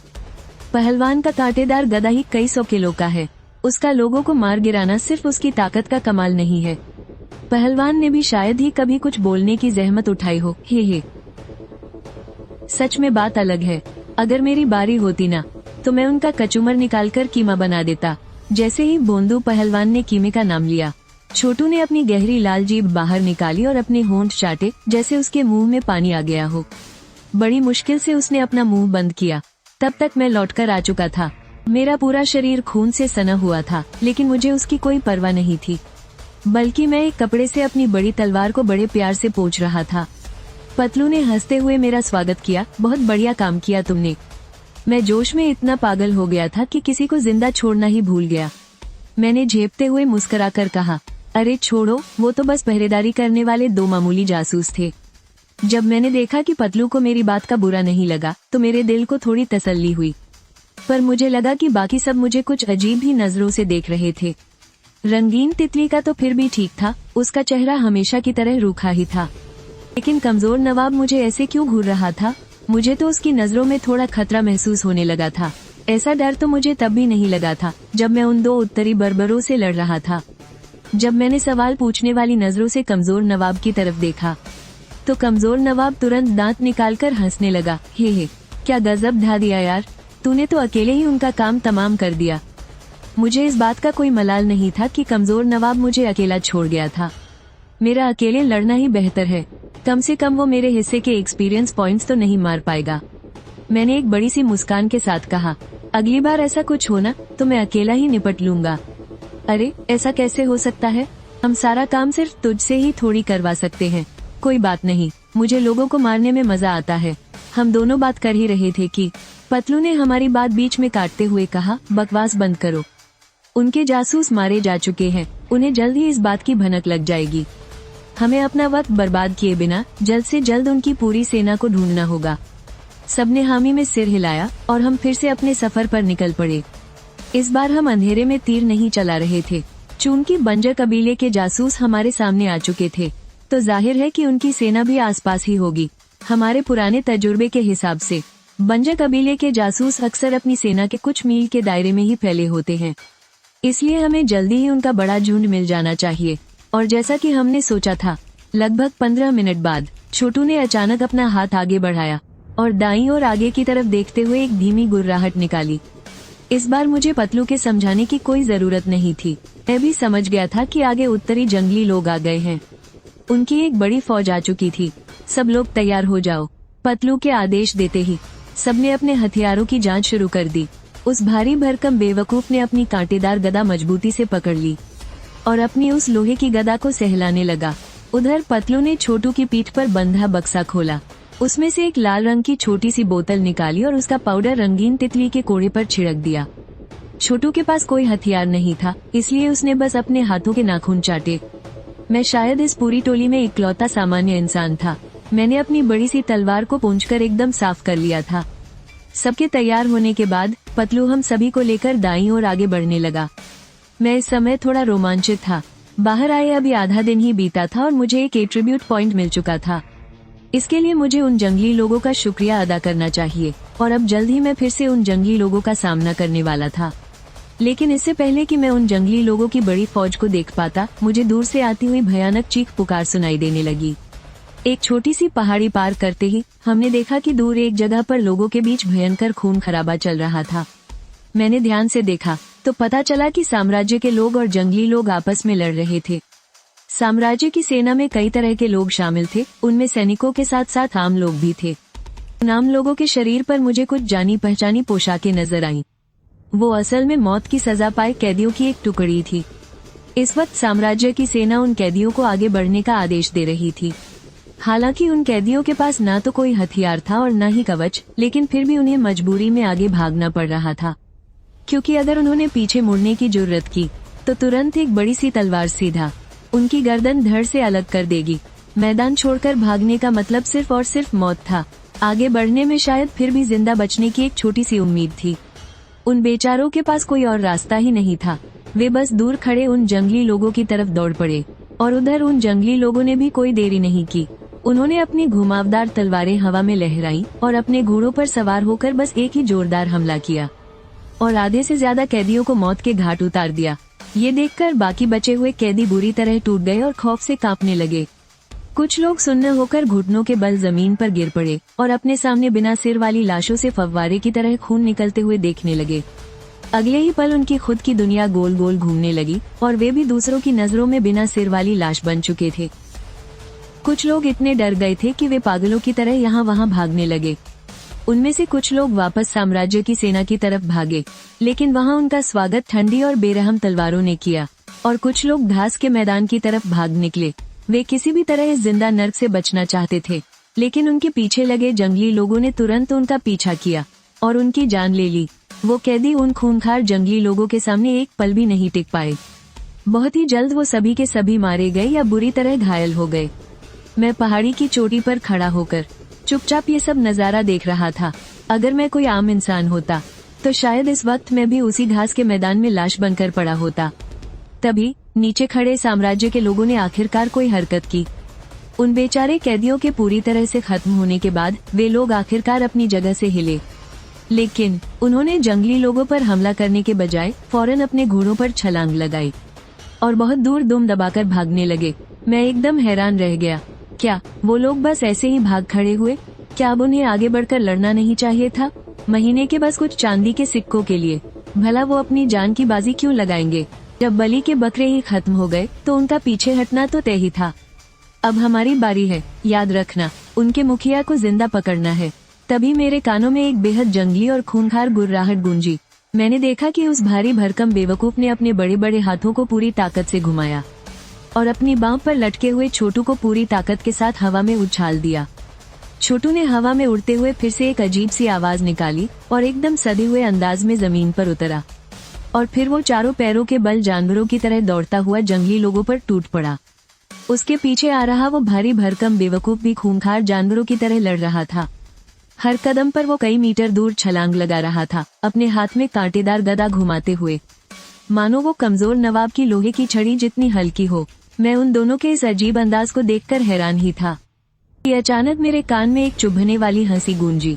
मैं तो डर के मारे उछल ही पड़ा।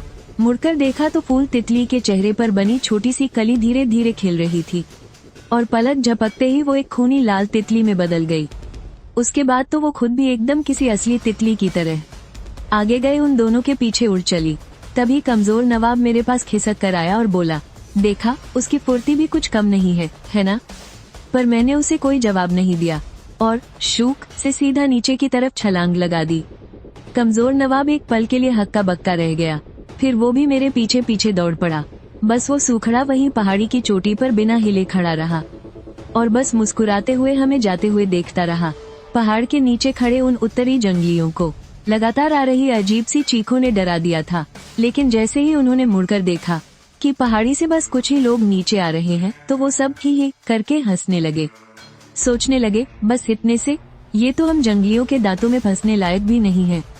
उन्होंने हमसे निपटने के लिए बस कुछ दर्जन लोग ही भेजे और बाकी सब लूटे गए खजाने को समेटने में लग गए। लेकिन अगले ही पल उन जंगलियों की हंसी गायब हो गई। जंगलियों की वो छोटी सी टुकड़ी पल भर में ही तितर बितर हो गई। छोटू तो किसी खूंखार जानवर की तरह एक जंगली पर झपटा और उसे जमीन पर पटक दिया, फिर अपना बड़ा सा मुंह खोलकर सीधा उस जंगली की गर्दन पर अपने दांत गड़ा दिए। पलक झपकते ही खून का फव्वारा फूट पड़ा। छोटू ऊपर से नीचे तक खून में नहा गया, पर उसे तो जैसे कोई परवाह ही नहीं थी।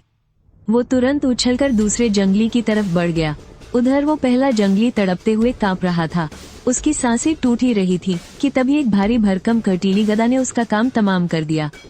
मैंने पहाड़ी के बीच से देखा, उस लंबू ने एक जंगली को टपका दिया था। ये देखकर मैं बौखलाकर जोर से चिल्लाया, पर इससे पहले कि मैं भागकर नीचे पहुंच पाता, दूसरी तरफ फूल तितली ने भी अपना खेल शुरू कर दिया। वो बिल्कुल किसी असली तितली की तरह लहराते हुए दो जंगलियों के सामने जा खड़ी हुई। उन जंगलियों के चेहरे गुस्से से डरावने लग रहे थे, लेकिन फूल तितली बड़े मजे से मुस्कुरा रही थी। उसने अपना कोड़ा पूरी ताकत से उन नंगे बदन वाले जंगलियों पर दे मारा। हालांकि इससे उनके शरीर पर बस एक लाल निशान ही पड़ा। जाहिर है इतनी सी चोट से वो जंगली मरने वाले तो थे नहीं, उल्टा उस दर्द ने उन्हें और भड़का दिया। उन्होंने अपना खूंखार मुंह खोला और फूल तितली को दबोचने के लिए आगे बढ़े, लेकिन अगले ही पल उन्हें लगा कि उनके हाथों ने तो काम करना ही बंद कर दिया है और फिर कोड़े से बने उस लाल निशान में से खूनी लाल रंग की धारियां उनके पूरे शरीर पर फैलने लगी।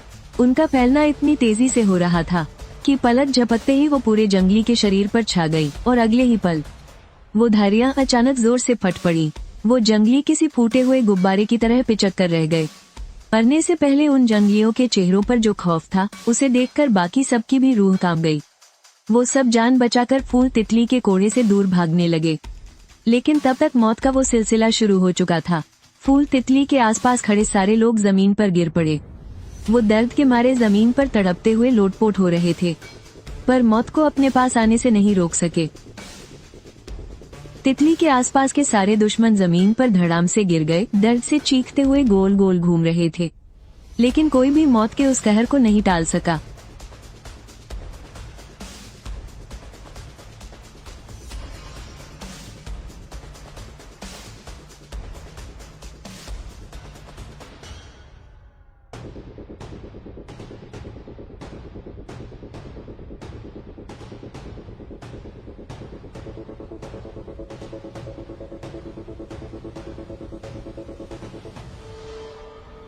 और बस तभी मैं भी वहां धमक पड़ा। मैंने अपनी भारी तलवार उठाई और अपने सबसे करीब वाले जंगली पर जोरदार वार कर दिया, लेकिन अफसोस बहुत देर हो चुकी थी। मेरी तलवार उस जंगली के शरीर को छू पाती उससे पहले ही उसके प्राण पखेरु उड़ गए थे। मुझे सिस्टम का कोई भी नोटिफिकेशन साउंड नहीं सुनाई दिया। कसम से गुस्से से मेरा खून खौलने लगा। मैं भयंकर चीख मारते हुए बाकी जंगलियों की तरफ टूट पड़ा। जब मैं पहाड़ी से नीचे उतर रहा था तब तक वो लंबू और छोटू मिलकर कई लोगों को निपटा चुके थे। उनमें से एक दुश्मनों को घायल कर रहा था, एक आखिरी वार, और वो भी इतनी तेजी से। अब मुझे समझ आया कि वो बेवकूफ लंबू बंस लेते समय हमेशा लाइन में सबसे आगे क्यों रहता है और छोटू सबसे पीछे क्यों रहता है। पता चला कि साला सारे किल तो वही चुरा कर ले गया। मेरी तो जलकर राख हो गई थी, लेकिन मैं कर भी क्या सकता था, क्योंकि उस लंबू और छोटू की जुगलबंदी सच में बहुत जबरदस्त थी। मैं चाहकर भी बीच में नहीं घुस पा रहा था। और दूसरी तरफ उस तितली का कोड़ा भी हवा से बातें कर रहा था। उसके कोड़े की एक मार पड़ते ही पल भर में शरीर सुन्न पड़ जाता है और जहर उन्हें गंदे खून के तालाब में बदल देता है। जब तक मैं अपनी भारी तलवार लेकर पहुंचता, वो दुश्मन पहले ही मर चुका होता है। मैं इतनी देर से हाथ पैर मार रहा था, लेकिन मेरे हाथ ढेला नहीं लगा। मैं झुंझला कर जोर से चिल्ला पड़ा, ये सब मेरे शिकार हैं। तभी मेरी नजर दूर खड़े एक जंगली कबीले वाले पर पड़ी। वो आदमी लंबू और उस तितली की पहुंच से काफी दूर था, इसलिए अब तक जिंदा बचा हुआ था। मेरे मुंह से तुरंत एक अजीब सी खुशी की चीख निकल गई। हा हा हा, जैसे कोई भेड़िया भीड़ पर झपटता है, मैं उस जंगली पर टूट पड़ा। मैंने जोश में आकर अपनी भारी तलवार हवा में उठाई और सीधा उसके सिर का निशाना लिया। तभी पता नहीं कहां से एक लोहे का डंडा उड़ता हुआ आया और सीधा उस जंगली के सिर पर जा लगा। मैं तो वहीं का वहीं सन रह गया। मैंने डंडा आने की दिशा में मुड़कर देखा कि यह हरकत किसकी है और देखा कि वो कमजोर नवाब मेरी तरफ देखकर ही कर रहा था। कैसा लगा? मैंने कहा था ना कि अगली बार तुम्हें अकेले लड़ने नहीं दूंगा। मैंने उस कमजोर नवाब की तरफ जोर से थूका। थू तेरी तो। फिर गालियां बकता हुआ मैं दूसरे जंगली की तरफ दौड़ पड़ा और वो कमजोर नवाब वहीं खड़े होकर अपना सिर खुजलाता रह गया। मैंने तो अभी इसकी मदद की थी ना, फिर ये भाव क्यों खा रहा है? खैर, अभी मेरे पास उस कमजोर नवाब से बकवास करने का टाइम नहीं था। मैं बौखलाकर पागल होने वाला था। इस पूरे मैदान में अनगिनत एक्सपी भरे पड़े थे, पर साला मेरे हाथ एक भी क्यों नहीं लग रहा था। मैं कुड़कर गालियां देने लगा। ये लोग सच में कितने बड़े दरिंदे हैं, मेरे लिए एक भी शिकार नहीं छोड़ा। मेरे देखते देखते आसपास के सारे जंगली मारे जाने वाले थे। मेरे पास अब कोई और चारा नहीं बचा था। मैंने जंगली कबीले की असली और सबसे बड़ी फौज की तरफ देखा और फिर एक जोरदार दहाड़ मारकर उनकी तरफ दौड़ पड़ा। उधर वो जंगली अपना सारा लूटा हुआ माल समेटकर भागने की तैयारी में थे। उनका इस बार का असली निशाना था साम्राज्य का राशन और जरूरी सामान। क्योंकि ये जंगली कभी भी लड़ाई में अपना राशन पानी साथ नहीं लाते, इसलिए खाने पीने का सारा जुगाड़ ये लूटपाट से ही करते हैं। और इस उत्तरी सीमा पर ये जंगली सिर्फ हम साम्राज्य के लोगों को ही लूट सकते हैं, इसीलिए ये हर दूसरे तीसरे दिन यहाँ लूट मचाने आ धमकते हैं। इससे उन्हें मुफ्त का राशन भी मिल जाता है और वो साम्राज्य की नाक में दम भी कर पाते हैं। मतलब एक तीर से दो निशाने। इन जंगलियों की टुकड़ी के सरदार का नाम था बोल्ट। इस बार वो अपने साथ कोई 60-70 आदमी लेकर आया था। उसने बिना ज्यादा मेहनत किए ही राशन की कई गाड़ियां कब्जा ली थी। बस अब इस माल को वापस अपने अड्डे तक ले जाना था और उसका काम खत्म। लेकिन उन्होंने अभी अभी साम्राज्य के पहरेदारों को मारकर भगाया ही था कि अचानक पहाड़ से कुछ लोग मौत बनकर उन पर टूट पड़े। शुरू में तो बोल्ट ने उन पर कोई खास ध्यान नहीं दिया। उसने बस अपने 10-12 आदमियों को उन्हें रोकने के लिए छोड़ दिया ताकि बाकी फौज आराम से माल लेकर निकल सके।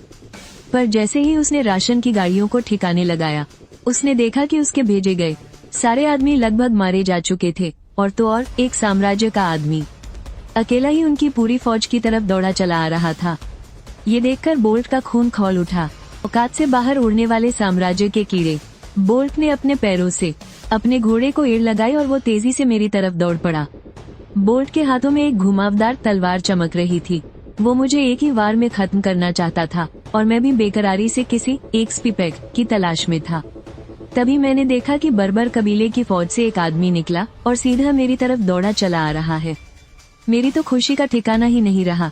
भाई, ये तो खुद चलकर आया हुआ एक्सपी पैक था। अब तो इसे किसी भी कीमत पर भागने नहीं देना है। बस यही सोचते हुए मैंने अपनी रफ्तार और बढ़ा दी। उधर बोल्ट का घोड़ा भी मेरे करीब और करीब आता जा रहा था। मैंने अपने हाथ की भारी तलवार ऊपर उठाई और बोल्ट ने भी अपनी मुड़ी हुई शमशीर तान ली। मेरे चेहरे पर एक पागलपन वाली हंसी थी और बोल्ट की मुस्कान बेहद खौफनाक और बेरहम। खचांग, एक जोरदार आवाज गूंजी। हमारी दोनों तलवारें आपस में जोर से टकराईं। मैं तो बस उसकी शमशीर के टुकड़े टुकड़े होने का नजारा देखने के लिए तैयार था। लेकिन यार, हकीकत ने मुझे निराश कर दिया। इतने जोरदार वार के बाद भी उसकी तलवार पर एक खरोंच तक नहीं आई। बोल्ट भी एक पल के लिए सन रह गया। आखिर उसके हाथ में कबीले के सरदार की दी हुई कोई मामूली नहीं बल्कि एक जादुई तलवार थी, जो पहले साम्राज्य के लोगों की तलवारों को गाजर मूली की तरह काट देती थी। पर इस बार मामला कुछ अलग ही था। और उस वक्त हम दोनों के दिमाग में बस एक ही बात चल रही थी कि सामने वाले में गजब की ताकत है। इसका शरीर फौलाद का है और हथियार भी बेहद खतरनाक है। मैं थोड़ा सतर्क हो गया। अब तक मेरा पूरी ताकत से किया गया एक ही वार किसी भी आम इंसान की हड्डियों का चूरमा बना देता था, लेकिन घोड़े पर बैठे इस बर्बर कबीले वाले का तो बाल भी बांका नहीं हुआ। उधर बोल्ट को भी अपनी ताकत पर पूरा घमंड था। ऊपर से उसे घोड़े की तेज रफ्तार का भी फायदा मिल रहा था। उसे लगा था कि इस जोरदार झटके से मेरे परखच्चे उड़ गए होंगे, लेकिन ऐसा कुछ हुआ नहीं। मैं अभी भी अपनी जगह पर चट्टान की तरह खड़ा था, एक कदम भी पीछे नहीं हटा। हम दोनों की आंखों में एक पल के लिए हैरानी साफ झलक रही थी कि आखिर ऐसा कैसे हो सकता है। अब जब तलवार नहीं टूटी तो सीधा आदमी को ही काट डालो, क्योंकि इंसान का शरीर तलवार जितना सख्त तो हो नहीं सकता। मेरी तलवार की रफ्तार कम नहीं हुई। मैंने सीधा बोल्ट की गर्दन का निशाना लिया। बोल्ट ने भी अपने बचे हुए जोर से मुझे जमीन पर सुलाने की सोची, लेकिन जैसे ही उसकी नजर मेरी तलवार की चमकती हुई धार पर पड़ी, उसने अचानक अपना हाथ पीछे खींच लिया और वो पूरी तरह पीछे की तरफ झुक गया। हालांकि मेरे इस वार से उसे कोई चोट तो नहीं आई, लेकिन जोश और दबदबे में मैं अब उस पर हावी हो चुका था। जो लड़ाई अब तक बराबरी की लग रही थी, वो मेरे पक्ष में झुकने लगी थी। पर ये बढ़त बस कुछ ही पलों की थी। जैसे ही बोल्ट ने अपने घोड़े को संभाला और मुड़कर मेरी तरफ देखा, उसका वही खूंखार अंदाज वापस आ चुका था। मैंने अपने होठों पर जीभ फेरी। ये कोई मामूली दुश्मन नहीं था। ये वो नाम बर्बर कबीले वालों से एकदम अलग और बहुत ताकतवर था। अगर मैंने इसे मार गिराया तो कसम से ढेर सारे एट्रीब्यूट पॉइंट्स मिलेंगे। बोल्ट की आंखों में भी खून सवार हो चुका था। बहुत समय से उसका सामना साम्राज्य के किसी इतने तगड़े लड़ाके से नहीं हुआ था। अगर वो अपने सामने खड़े इस आदमी को मार दे तो यकीनन साम्राज्य वालों को एक बहुत बड़ा झटका लगेगा। अभी तक तो हम बस एक दूसरे को आजमा रहे थे, असली खूनी खेल तो अब शुरू होने वाला था। मार डालो। बोल्ट का शरीर तो मजबूत था ही, लेकिन ये उसकी सबसे बड़ी ताकत नहीं थी। उसका सबसे बड़ा हथियार था उसका लगातार किया जाने वाला कॉम्बो अटैक। अगर उसका पहला वार चूक जाए तो वो अपनी गजब की फुर्ती का इस्तेमाल करके तुरंत दूसरा और भी खतरनाक वार कर सकता था। वो इसे अपनी पलटवार शमशीर कहता था। न जाने साम्राज्य के कितने ही सिपाही उसके इस दांव के शिकार होकर मौत की नींद सो चुके थे। उसे अपने इस पैतरे पर पूरा भरोसा था। और उधर मेरी भी सबसे बड़ी ताकत मेरे जिस्म की ताकत नहीं थी, बल्कि मेरा सिस्टम था। जब मेरी अभी की ताकत सिर्फ इसके बराबर ही पड़ रही है, तो फिर तेरा भाई अब अपने पॉइंट्स बढ़ाएगा। मैंने बस मन में सोचा और अगले ही पल एक जोरदार और गर्म ऊर्जा मेरे पूरे शरीर की नसों में दौड़ने लगी। पॉइंट्स जुड़ गए। सू चेन की फिजिकल स्ट्रेंथ 4.9, बचे हुए एट्रीब्यूट पॉइंट्स 0.2। मैंने बस 0.2 पॉइंट्स बचाकर रखे और बाकी सारे के सारे पॉइंट्स अपनी शरीर की ताकत पर लगा दिए। और अगले ही सेकंड मुझे ऐसा लगा जैसे मेरा पूरा शरीर किसी धमाके की तरह फूलकर और भी विशाल हो गया है। वो ताकत सच में बहुत ही जबरदस्त थी। पलक झपकते ही मेरे शरीर का पूरा रूप ही बदल गया और फिर सब कुछ एकदम नॉर्मल सा लगने लगा। बाहर से देखने पर ऐसा लग रहा था जैसे कुछ हुआ ही न हो, पर मुझे अच्छी तरह पता था कि अब मैं वो नहीं रहा जो बस एक पल पहले था। अभी तक मेरी ताकत एक आम इंसान से बस 2 गुनी थी, लेकिन अब मैं आम लोगों से 5 गुना ज्यादा ताकतवर हूँ। और ये सिर्फ कोई सीधा सीधा हिसाब नहीं है। मेरी पूरी ताकत अब कई गुना बढ़ चुकी है। मेरे अंदर आए इस अचानक बदलाव पर बोल्ट का जरा भी ध्यान नहीं गया। उसका पूरा दिमागी फोकस बस अपने उस खतरनाक हमले पर ही था और न ही किसी और ने मुझे नोटिस किया। हर कोई बस एक दूसरे की जान लेने में लगा हुआ था। वो बस अपनी तिरछी नजरों से मैदान का हाल देख रहे थे। सिर्फ एक ही इंसान ऐसा था जिसके माथे पर मेरे बदलते ही सिकुड़न आ गई, और वो था पहाड़ी की चोटी पर खड़ा वो दुबला पतला आदमी। ये कैसे हो सकता है? क्या मुझे देखने में कोई धोखा हुआ है? जब वो दुबला आदमी खुद से ये बड़बड़ा रहा था, बोल्ट अपने घोड़े को दौड़ाते हुए सीधे मेरी तरफ हमला करने आ चुका था। मेरे चेहरे पर एक खतरनाक मुस्कान आ गई। और मैं पहले से भी कहीं ज्यादा रफ्तार के साथ उसकी तरफ झपटा। ये देखकर बोल्ट की आंखें फटी की फटी रह गईं। दुश्मन की रफ्तार अचानक इतनी कैसे बढ़ गई? ये तो घोड़े पर बैठे मेरे बराबर की स्पीड से आ रहा है। लेकिन अब बोल्ट के पास ज्यादा सोचने का वक्त नहीं था। कमान से निकला तीर कभी वापस नहीं आता। अब उसे बस अपना सबसे बेहतरीन और आखिरी वार करना था। बोल्ट के होठों पर एक ठंडी और घमंडी मुस्कान थी। हाँ, तू चाहे कितना भी ताकतवर क्यों न हो, मेरे इस खतरनाक वार से कभी नहीं बच पाएगा। क्या मैंने बचने की कोशिश की? बिल्कुल नहीं। मैं सीधा बोल्ट की तरफ दौड़ पड़ा। मेरी रफ्तार अपनी हदें पार कर चुकी थी। मुझे ऐसा लग रहा था जैसे मेरे रगों में खून खौल रहा हो। ये सिर्फ लड़ने का जोश नहीं था, बल्कि मेरे अंदर आई उस नई ताकत का रोमांच था जिससे मेरे रोंगटे खड़े हो रहे थे। तो क्या यही है वो ताकत? चलो इसका मजा लिया जाए। मैंने जोर से एक दहाड़ लगाई और अपने हाथ की भारी तलवार को ऊपर उठा लिया और सीधा बोल्ट पर वार करने के लिए झपट पड़ा। बोल्ट के चेहरे पर जरा भी डर नहीं था। उसने भी अपनी तलवार उठाई और मुझे चीरने के लिए आगे बढ़ा। बोल्ट ने पहले से ही पूरी प्लानिंग कर ली थी कि जैसे ही हम दोनों की तलवारें टकराएंगी, वो तुरंत अपना वो जानलेवा पैंतरा चलेगा। उसने तो अपने दिमाग में वो नजारा भी सोच लिया था कि कैसे उसकी मुड़ी हुई तलवार हवा में एक पूरा चक्कर काटकर सीधे मेरी पीठ में आकर धंस जाएगी और उसी पल इस लड़ाई का फैसला हो जाएगा। लेकिन क्या सच में वैसा हुआ जैसा बोल्ट ने सोचा था? जैसे ही हमारी तलवारें एक दूसरे से टकराईं, बाजी पलट गई। बोल्ट को अपने हाथों में एक भयानक दर्द महसूस हुआ। अगले ही पल उसने अपनी आंखों के सामने देखा कि उसकी भारी तलवार कटकर बीच से 2 टुकड़े हो चुकी है और उस जबरदस्त झटके से उसके हाथ की नसें भी बुरी तरह फट गई। एक ही झटके में वहाँ से खून का फव्वारा फूट पड़ा। बोल्ट अपने सामने ये सब होता देख रहा था। उसका दिमाग कुछ समझ ही नहीं पा रहा था। ये कैसे हो सकता है? लेकिन अब बहुत देर हो चुकी थी। उसकी दुनिया में अब बस मेरी वो खूंखार मुस्कान ही बची थी।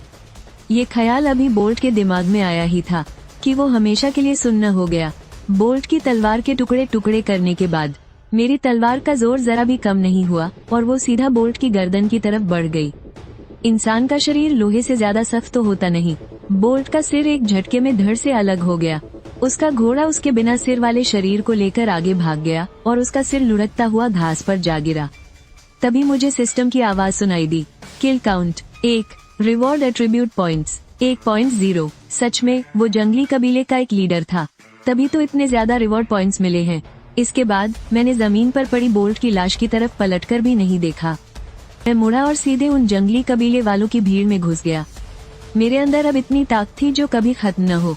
ये सब सिस्टम से मिला वो तगड़ा बूस्ट था। मुझे इस जोश का पूरा फायदा उठाना है, इससे पहले कि ये उतर जाए। और ज्यादा बंजर कबीले वालों को मारना था। दूर खड़े कबीले वालों ने जब यह शोर सुना तो वो घबराने लगे। उनका लीडर तो खुली आंखों के साथ ही मारा गया था। अब किसी को राशन पानी की परवाह नहीं थी। सब अपनी जान बचाकर इधर उधर भागने लगे। मुझे एकदम से गुस्सा आ गया। अरे अभी तो बस एक को ही टपकाया था और तुम लोग दुम दबाकर भागने लगे। ये क्या बकवास है? मैंने जमीन पर जोर से पैर पटका और हवा में उड़ता हुआ सीधा आगे गया। मैंने अपनी बड़ी सी तलवार हवा में उठाई और जैसे ही मेरे पैर जमीन पर पड़े, वो एक कबीले वाले की पीठ पर जा लगी। उस बेचारे के मुंह से उफ तक नहीं निकली और वो सीधा ऊपर वाले के पास पहुंच गया। मैं खुशी से जोर जोर से हंसने लगा। हा और फिर तुरंत अपने दूसरे शिकार के पीछे दौड़ पड़ा। लेकिन तब तक सारे कबीले वाले अपने घोड़ों पर बैठकर इधर उधर भाग चुके थे। मैं अभी उन्हें गालियां दे ही रहा था कि लानत है, सच में बहुत खून खौल रहा था। तभी मेरी नजर राशन की गाड़ी के पास छुपते हुए एक साय पर पड़ी। एक अकेला मिल गया। मैंने बिना कुछ सोचे समझे उस पर छलांग लगा दी और तलवार उठाकर सीधा उसकी पीठ पर वार कर दिया। शायद उसे पीछे से आहट सुनाई दे गई थी। घबराहट के मारे वो जमीन पर धड़ाम से गिर पड़ा और फिर उसने डरते हुए पीछे मुड़कर देखा। अरे ये तो झुर्रियों से भरा एक बूढ़े आदमी का चेहरा था। पर बूढ़ा समझकर मैंने उसे छोड़ा नहीं, बल्कि पूरी ताकत लगाकर सोचा कि इसे एक ही झटके में खत्म कर दूं। वो बूढ़ा तो डर के मारे इतना सहम गया कि उसके चेहरे की झुर्रियां तक तंग गईं। उसने दर्द में अपनी आंखें बंद कर ली और मरने का इंतजार करने लगा। और तभी ऐन मौके पर दूर से अचानक सींकिया की आवाज आई, इसे जिंदा छोड़ दो, हमें वापस जाकर हिसाब भी देना है। मैंने झटके से अपनी तलवार रोक ली, लेकिन फिर भी मेरी धारदार तलवार उस बूढ़े के सिर पर जा ही लगी। वो एक दर्दनाक चीख मारते हुए नीचे गिर गया। मैंने मुड़कर भी नहीं देखा कि वो जिंदा है या मर गया। क्योंकि मुझे सिस्टम की कोई आवाज नहीं आई तो मैं समझ गया कि वो बूढ़ा अभी मरा नहीं है। लंबू और बाकियों ने बचे हुए कबीले वालों को निपटा दिया था। फिर वो सब मेरे पास आ गए। कमजोर नवाब ने दांत दिखाते हुए कहा, भाई देखकर तो बिल्कुल नहीं लगता। छोटे सू, तू तो सच में बड़ा खूंखार निकला। लंबू अपनी कांटेदार गदा से मांस के टुकड़े साफ कर रहा था। छोटू अपने हाथ चाटने में मगन था। रंगीली तितली ने कुछ नहीं कहा, पर मुझे देखने का उसका नजरिया थोड़ा नर्म हो गया था। सिर्फ मैं ही जमीन पर बेहोश पड़े उस बूढ़े को घूर रहा था। मेरे चेहरे पर साफ चिढ़ दिख रही थी। एक मामूली सा बूढ़ा ही तो है, इसे क्या ही पता होगा। इससे अच्छा तो मैं इसे टपका ही दूं। सिंकिया ने पास आकर कहा, बिल्कुल नहीं, ये इन कबीले वालों का तांत्रिक है। हम इसे अपने साथ ले जाकर अपना काम पूरा करेंगे। तांत्रिक? ये कौन सी बला है? क्या ये बलि चढ़ाने के काम आता है? कमजोर नवाब ने हंसते हुए सिर हिलाया और बोला, अरे तुमने तांत्रिक का नाम नहीं सुना? ओझा के बारे में तो पक्का सुना ही होगा। चलो चलो अब बकवास बंद करो। मैंने फिर भी ना में सिर हिला दिया। तभी सिंकिया ने फिर से आदेश दिया, इसे उठाओ और अपनी टुकड़ी के साथ चलो। लंबू आगे बढ़ा और उस कबीले के तांत्रिक को कसकर रस्सियों से बांध लिया और फिर उसे अपने कंधे पर लाद लिया। छोटू तो सीधा उस तांत्रिक के ऊपर ही बैठ गया। किसी ने भी पीछे मुड़कर नहीं देखा और हम सब उसी रास्ते पर वापस चल पड़े जहाँ से आए थे। हालांकि मेरे दिमाग में अभी भी कई सवाल घूम रहे थे, पर मैंने कुछ नहीं पूछा।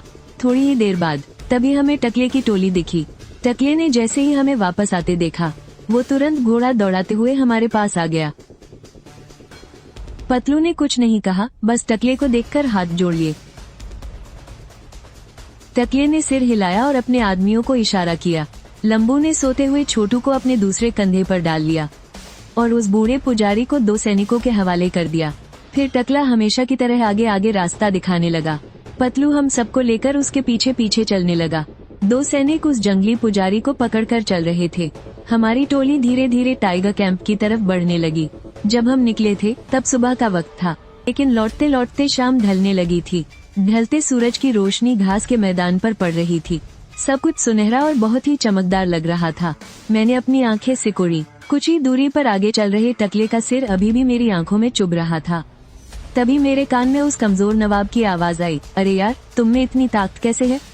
क्या तुमने कोई खुफिया ट्रेनिंग ली है या फिर उस लंबू की तरह पैदाइशी ताकतवर हो? दिखने में तो तुम बिल्कुल सुकड़े से हो, पर मान गए उस्ताद, तुम्हारे अंदर तो बहुत दम है। तुमने तो सच में हैरान कर दिया यार। वो कमजोर नवाब तो जैसे पागल ही हो गया था। पूरे रास्ते मेरे कान खाता रहा। शुरू में तो मैंने भी हंसकर उसकी 2-4 बातों का जवाब दे दिया था, पर बाद में मैंने अनसुना करना ही बेहतर समझा। क्या करता यार, इस बंदे के पास सवालों का भंडार था। तुम एक का जवाब दो, ये तुरंत 2 और पूछ लेगा, और इसके सवाल तो जैसे कभी खत्म ही नहीं होते थे। मेरा तो दिमाग ही पक गया था। आखिरकार जब मेरे सब्र का बांध टूट गया तो मैंने मुड़कर रंगीला से पूछा, क्या ये हमेशा इतनी ही बकबक करता है? जब इसकी कमजोरी थोड़ी ठीक होती है ना, तब ये बहुत बोलता है। रंगीला ने सिर हिलाते हुए कहा। मैं थोड़ा चकरा गया। मुझे समझ नहीं आया कि रंगीला के कहने का क्या मतलब था। अरे, बकबक करने और कमजोरी का आपस में क्या लेना देना? मैंने फिर मुड़कर पतलू से पूछा, क्या मेडिकल साइंस में ऐसा कुछ है कि कमजोरी में इंसान ज्यादा बोलता है? ये इस बात पर निर्भर करता है कि वो बात किससे कर रहा है। पतलू ने मुस्कुराते हुए सिर हिलाया। मैं फिर से कंफ्यूज हो गया। मैं पूरे रास्ते यही सोचता रहा, यार ये बात घुमा फिरा कर मुझ पर कैसे आ गई? उसकी बकबक और उसकी कमजोरी का मुझसे क्या मतलब है? आखिरकार टाइगर कैंप को देखते ही मुझे पूरी बात समझ में आ गई। मैं एकदम से उछल पड़ा। साले तेरी तो, अगर अब मेरे आसपास भी फटका ना तो तेरी जान ले लूंगा।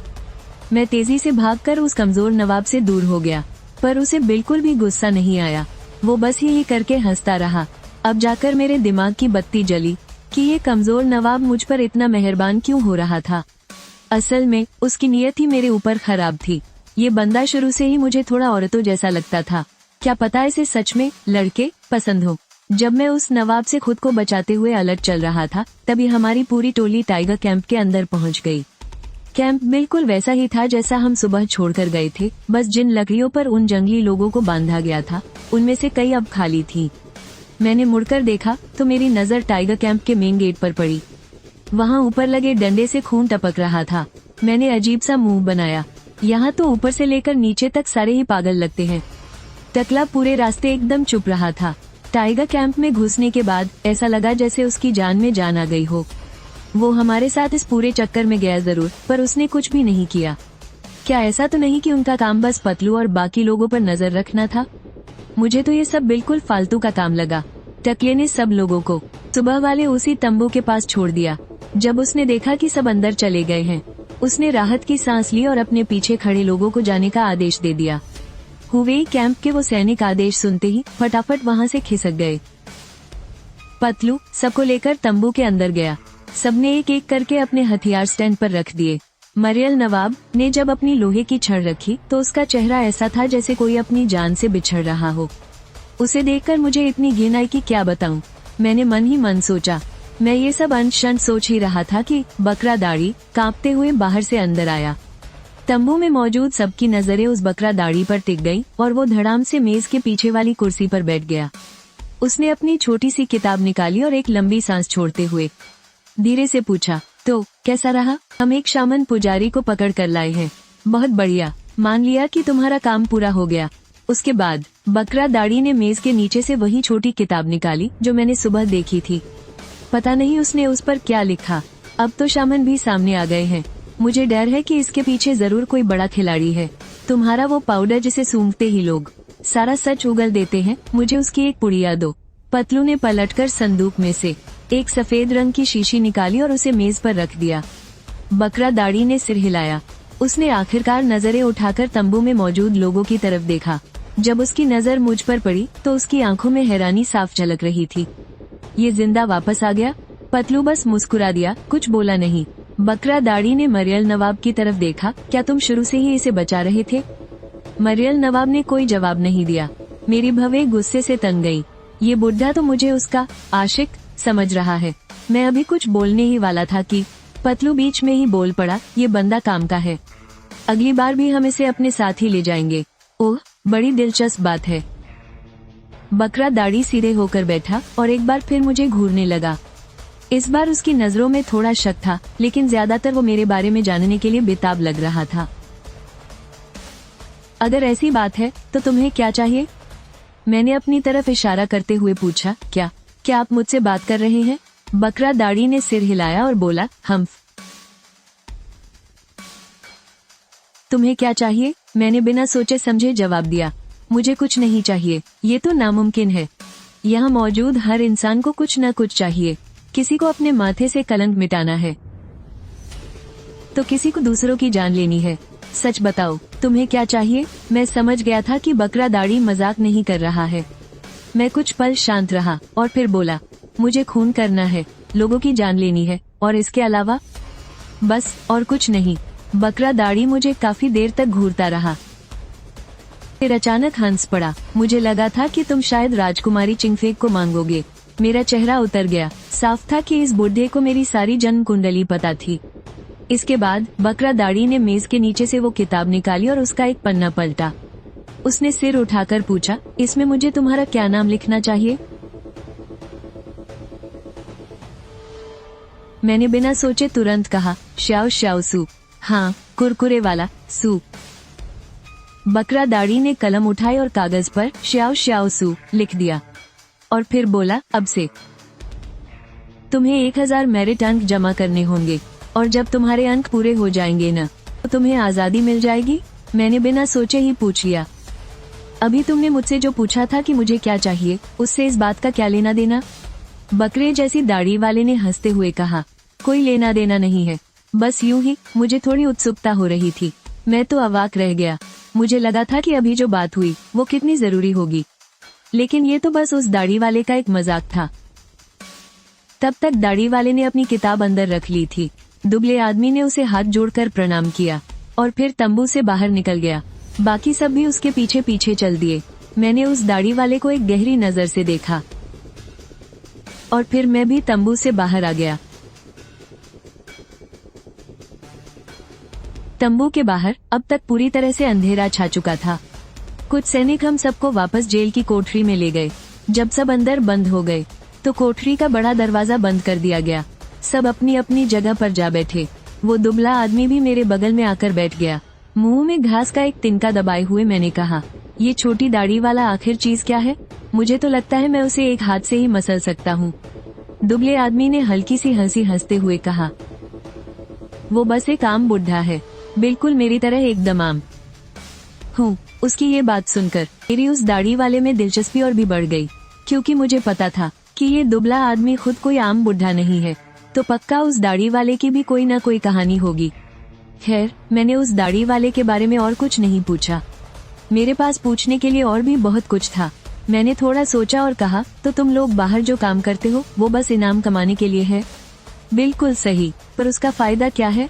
ये तुम्हारी कोई भी ख्वाहिश पूरी कर सकता है, लेकिन मेरी तो कोई ख्वाहिश ही नहीं है। दुबले आदमी ने मुस्कुराकर कहा, आज नहीं तो कल हो ही जाएगी।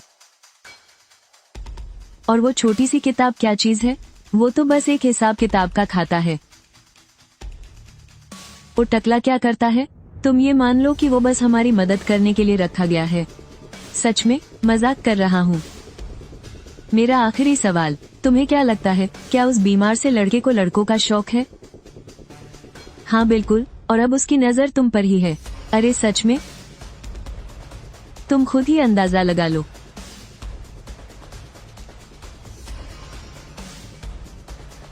तभी जेल का दरवाजा खुला। कुछ सैनिक खाना लेकर आए थे। आज रात के खाने में भी वही बन और शराब थी। दुबला आदमी उठा और बड़ी सी टोकरी की तरफ गया। मैं भी बड़बड़ाता हुआ अपनी जगह से खड़ा हो गया। इस बार भी वो बेवकूफ लंबा चौड़ा आदमी सबसे आगे था। दूसरे नंबर पर वो रंगीला आदमी था। लगता है सच में उसकी नजर तुम पर है। वो बीमार सा लड़का तीसरे नंबर पर था। मैं ठीक उसी के पीछे खड़ा था। और वो ठेगना आदमी हमेशा की तरह सबसे आखिर में था। उस बीमार से लड़के ने बड़ी बेशर्मी से मुस्कुराते हुए मुड़कर कहा, तुम मेरे आगे आ जाओ। मतलब उसकी नजर सच में मुझ पर ही है, लेकिन मैंने उसे कोई भाव नहीं दिया और साफ मना करते हुए बोला, मैं पीछे ही ठीक हूँ। ये सुनते ही उस बीमार से लड़के के चेहरे पर एक ठरकी सी मुस्कान आ गई।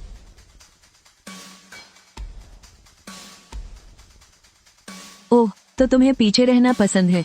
ये सुनकर तो मेरा मुंह ही खुला का खुला रह गया। मैंने सपने में भी नहीं सोचा था कि मौत की सजा वाली इस जेल में कोई मेरे साथ ऐसी छेड़खानी करेगा। मैंने दांत पीसते हुए गुस्से में कहा, एक बार फिर से बोलना जरा। वो बीमार सा लड़का बस ही करके हंसने लगा। अगर तुम्हें पसंद नहीं है तो तुम आगे भी आ सकते हो। मेरे माथे की नसें गुस्से से तन गई थी। मैं वहीं भड़कने वाला था, तभी सिंकिया की आवाज आई, ज्यादा नखरे मत करो, तुम लोग भूखे नहीं हो, पर ये तो भूखा है ना। बच्चा अभी बढ़ रहा है, समय पर खाना नहीं खाएगा तो कैसे चलेगा।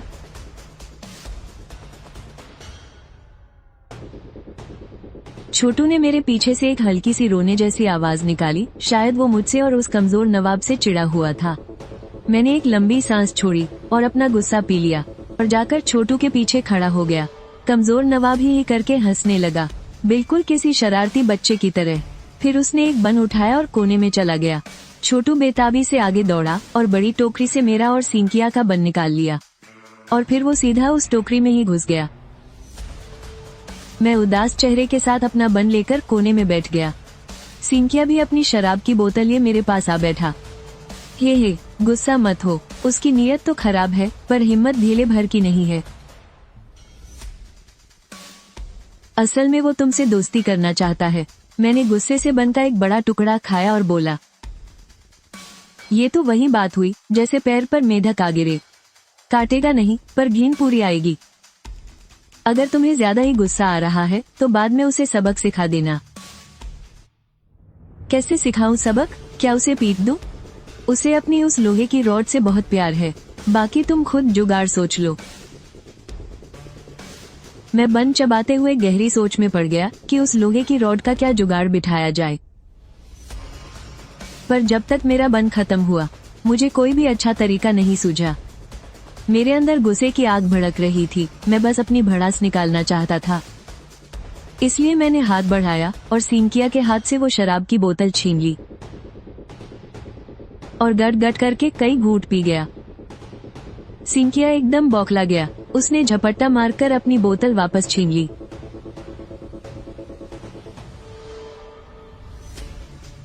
अबे ओ छोकरे, अपना गुस्सा मेरी शराब पर क्यों निकाल रहा है? तूने फिर से ऐसा किया ना तो मैं इसमें जहर मिला दूंगा। मैंने अपना मुंह पोंछा। मुझे लगा कि मेरा गुस्सा थोड़ा शांत हो गया है। और रही बात सिंकिया की, मैंने उसकी बात पर बिल्कुल ध्यान नहीं दिया। हंसी मजाक अपनी जगह है। भरपेट खाने पीने के बाद पूरी कोठरी में सन्नाटा छा गया। मैं भी कोने से टिककर गहरी नींद में सो गया। शायद मुझे शराब का नशा चढ़ गया था, या फिर शायद मैं बहुत थक गया था। मुझे बड़ी अच्छी नींद आई, लेकिन आधी रात को अचानक शोर से मेरी आंख खुल गई। मुझे लगा कि वो कमजोर नवाब कोई नीच हरकत कर रहा है और मुझ पर पीछे से हमला करना चाहता है। पर मैंने उम्मीद नहीं की थी कि कोठरी का दरवाजा खुलेगा। एक सिपाही ने लालटेन लेकर दरवाजा खोला था, लेकिन वो बाहर ही खड़ा रहा, अंदर नहीं आया। मैं ये देखकर हैरान था। पता नहीं ये अब कौन सा नया ड्रामा था। तभी मुझे अपने पास से सिंकिया की आवाज सुनाई दी। चलो सब उठो, काम का समय हो गया। सिंकिया के इतना कहते ही कोठरी में मौजूद सभी लोग हरकत में आ गए।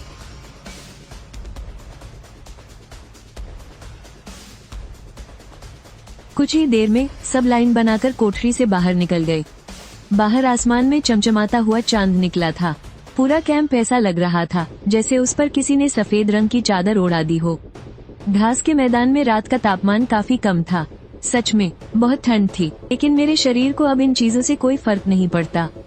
पूरा कैंप बिल्कुल शांत था। जाहिर है कि सिपाही आराम कर रहे थे, पर हम लोगों को उठा दिया गया था। मैं थोड़ा उलझन में था। पता नहीं इतनी रात को हमसे कौन सा काम करवाना था। जल्द ही हमें दिन वाले तंबू में ले जाया गया। सबने बिना कुछ बोले अपने अपने हथियार उठा लिए, और मैंने भी अपनी बड़ी सी तलवार उठा ली। ठीक उसी वक्त दाढ़ी वाला तंबू के बाहर से अंदर आया। इस बार वो मेज के पास नहीं बैठा, बल्कि उसने चर्मपत्र का एक बंडल पतलू की तरफ बढ़ा दिया।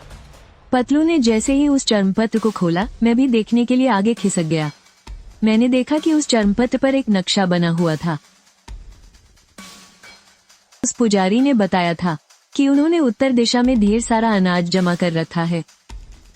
तुम लोग आज रात जाओ और उनके उस अनाज के गोदाम को आग लगा दो।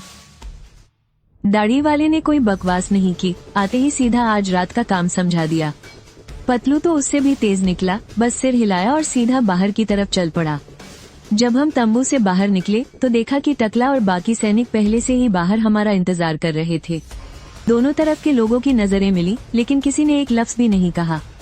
फिर हमारी पूरी टुकड़ी बाग छावनी से बाहर की ओर चल पड़ी। मुझे थोड़ी उलझन हो रही थी। आज रात काम मिलने का तरीका दिन वाले तरीके से इतना अलग क्यों है? तभी कमजोर साहिब मेरे पास खिसक कर आई और बोले, क्या तुम कुछ पूछना चाहते हो? मैंने उनकी तरफ देखा तक नहीं, बस सख्त चेहरे के साथ कह दिया, नहीं, दफा हो जाओ यहाँ से। कमजोर साहिब को बिल्कुल भी बुरा नहीं लगा। वो मुझे समझाने लगे कि रात के काम आम कामों में नहीं गिने जाते और न ही इन्हें किसी रजिस्टर में लिखा जाता है। आज रात तुम पूरी आजादी से जो मर्जी आई वो कर सकते हो। किसी को इस बारे में कानो कान खबर नहीं होगी। मैंने उन्हें घूर कर देखा और बोला, तुम तो बस सफेद झूठ बोलना जानते हो। क्या वो आगे चल रहा टकला नहीं जानता? क्या पीछे आ रहे इन सैनिकों को नहीं पता? कमजोर साहिब ने हल्की सी हंसी हंसी और बोले, खैर जो भी हो, किसी को कुछ नहीं पता। मुझे लगा जैसे उनका बोलना और ना बोलना एक ही बात है। उनकी बात सुनकर भी मुझे कुछ समझ नहीं आया, लेकिन फिर भी मैं आज रात के काम को लेकर काफी बेताब था। आखिरकार कमजोर साहिब ने कहा था कि आज रात मैं बिना किसी रोक टोक के जो चाहूं वो कर सकता हूं। जब हमारी टुकड़ी आगे बढ़ रही थी तो मैंने मौका देखकर अपने सिस्टम पर एक नजर डाली।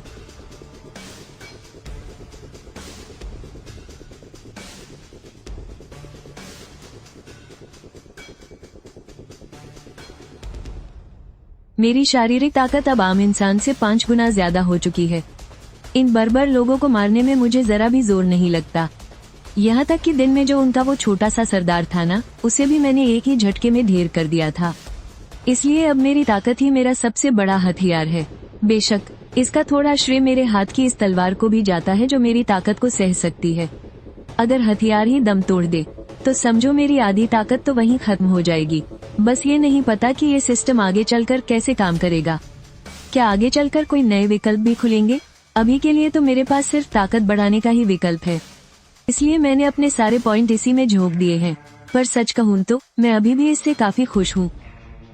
मुझे बस ज्यादा से ज्यादा बर्बर लोगों को मारना है और मैं और ताकतवर हो जाऊंगा। बाकी बातें बाद में देखी जाएंगी। हमारी टुकड़ी लगातार आगे बढ़ती रही। पता नहीं कितना वक्त गुजर गया था।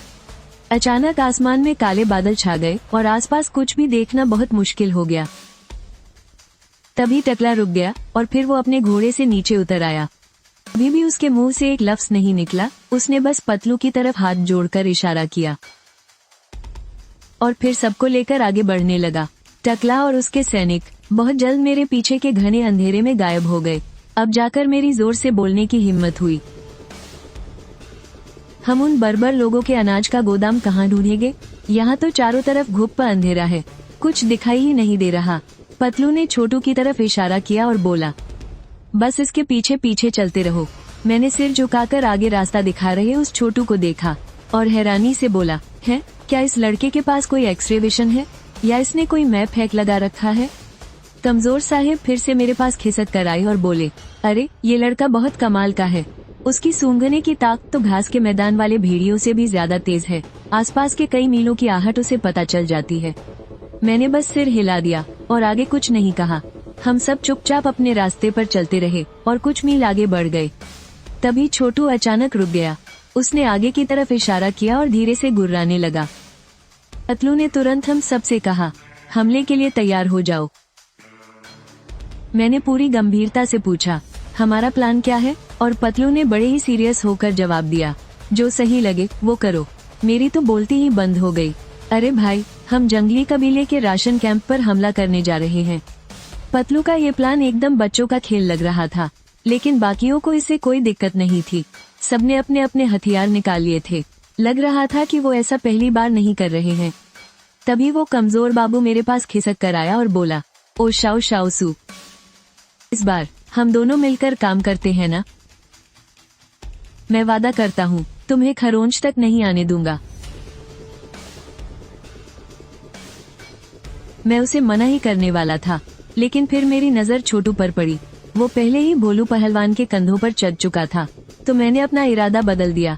भोलू और छोटू की जोड़ी सच में एकदम बवाल है। बिल्कुल मौत की मशीन की तरह काम करते हैं। मैं चाहे जितनी भी मेहनत कर लूं, उन दोनों की बराबरी नहीं कर सकता। इसलिए इस कमजोर बाबू के साथ काम करना कोई बुरा सौदा नहीं था। मैंने कहा, ठीक है, पर मेरी एक शर्त है। मैं कत्लेआम मचाऊंगा और तुम आग लगाना। तुम दुश्मनों को पीट पीट कर अधमरा कर देना, और आखिरी वार मैं करूंगा। कमजोर बाबू ने जैसे ही देखा कि मैं मान गया हूँ, वो तुरंत सिर हिलाकर बोला, पक्का, ऐसा ही करेंगे। आज रात मैं एक भी दुश्मन को नहीं मारूंगा, सब तुम्हारे लिए छोड़ दूंगा। मैंने खुश होकर सिर हिलाया और कहा, मैंने हमारी इस जोड़ी के लिए एक बढ़िया सा नाम सोचा है, खून खराबा और तबाही। कैसा रहेगा? इससे पहले कि कमजोर बाबू कुछ कहता, पास खड़ी तितली अचानक हंस पड़ी। इससे तो अच्छा है इसका नाम मियाँ बीवी की जोड़ी रख लो। ये सुनकर कमजोर बाबू ताली बजाते हुए चहक उठा। वाह, ये नाम एकदम झक्कास है। मुझे तो उसी वक्त भयंकर गुस्सा आ गया था। अगर ठीक उसी समय पतलू ने कुछ न कहा होता, तो मैं उस तितली की अच्छे से खबर लेता। पतलू बोला, शांत हो जाओ सब, हम पहुंच गए हैं। मुझे अपना गुस्सा पीना पड़ा। मैंने सिर उठाकर सामने देखा। दूर रात के अंधेरे में एक फौजी कैंप नजर आ रहा था। वो किसी खूंखार जानवर की तरह लग रहा था, जो अपना खूनी जबड़ा खोले हम जैसे बिन बुलाए मेहमानों का इंतजार कर रहा था। मेरे चेहरे पर एक शैतानी मुस्कान आ गई। मैंने तुरंत सिस्टम को कमांड दिया और अपने पॉइंट्स बढ़ाने लगा। सिस्टम ने बताया, पॉइंट्स कामयाबी के साथ बढ़ा दिए गए हैं। एक जानी पहचानी ऊर्जा मेरे पूरे शरीर में दौड़ गई। मैं बस आगे कूदने ही वाला था कि भोलू के कंधे पर बैठे छोटू ने एक बार फिर से गुर्राकर इशारा किया। पतलू के चेहरे की हवाएं उड़ गईं। वो एकदम सीरियस होकर बोला, अंदर कोई बहुत तगड़ा खिलाड़ी है। मैंने हैरानी से पूछा, क्या ये बात भी इसने ही बताई है? पतलू ने हाँ में सिर हिलाया और कहा, प्लान में थोड़ा बदलाव है, अपनी मर्जी से कुछ नहीं करना है। ये सुनते ही सबका मजाक खत्म हो गया और चेहरे सीरियस हो गए। पतलू ने सबको उनके काम समझाने शुरू किए। तुम दोनों का काम है सुरक्षा घेरा तोड़ना। कैसे भी करके राशन कैंप में तहलका मचा दो। पतलू ने भोलू और छोटू की तरफ इशारा करते हुए कहा। भोलू ने सिर हिलाया और छोटू भी खुशी के मारे जोर से चिल्लाने लगा। साफ लग रहा था कि उसे ये काम बहुत पसंद आया है।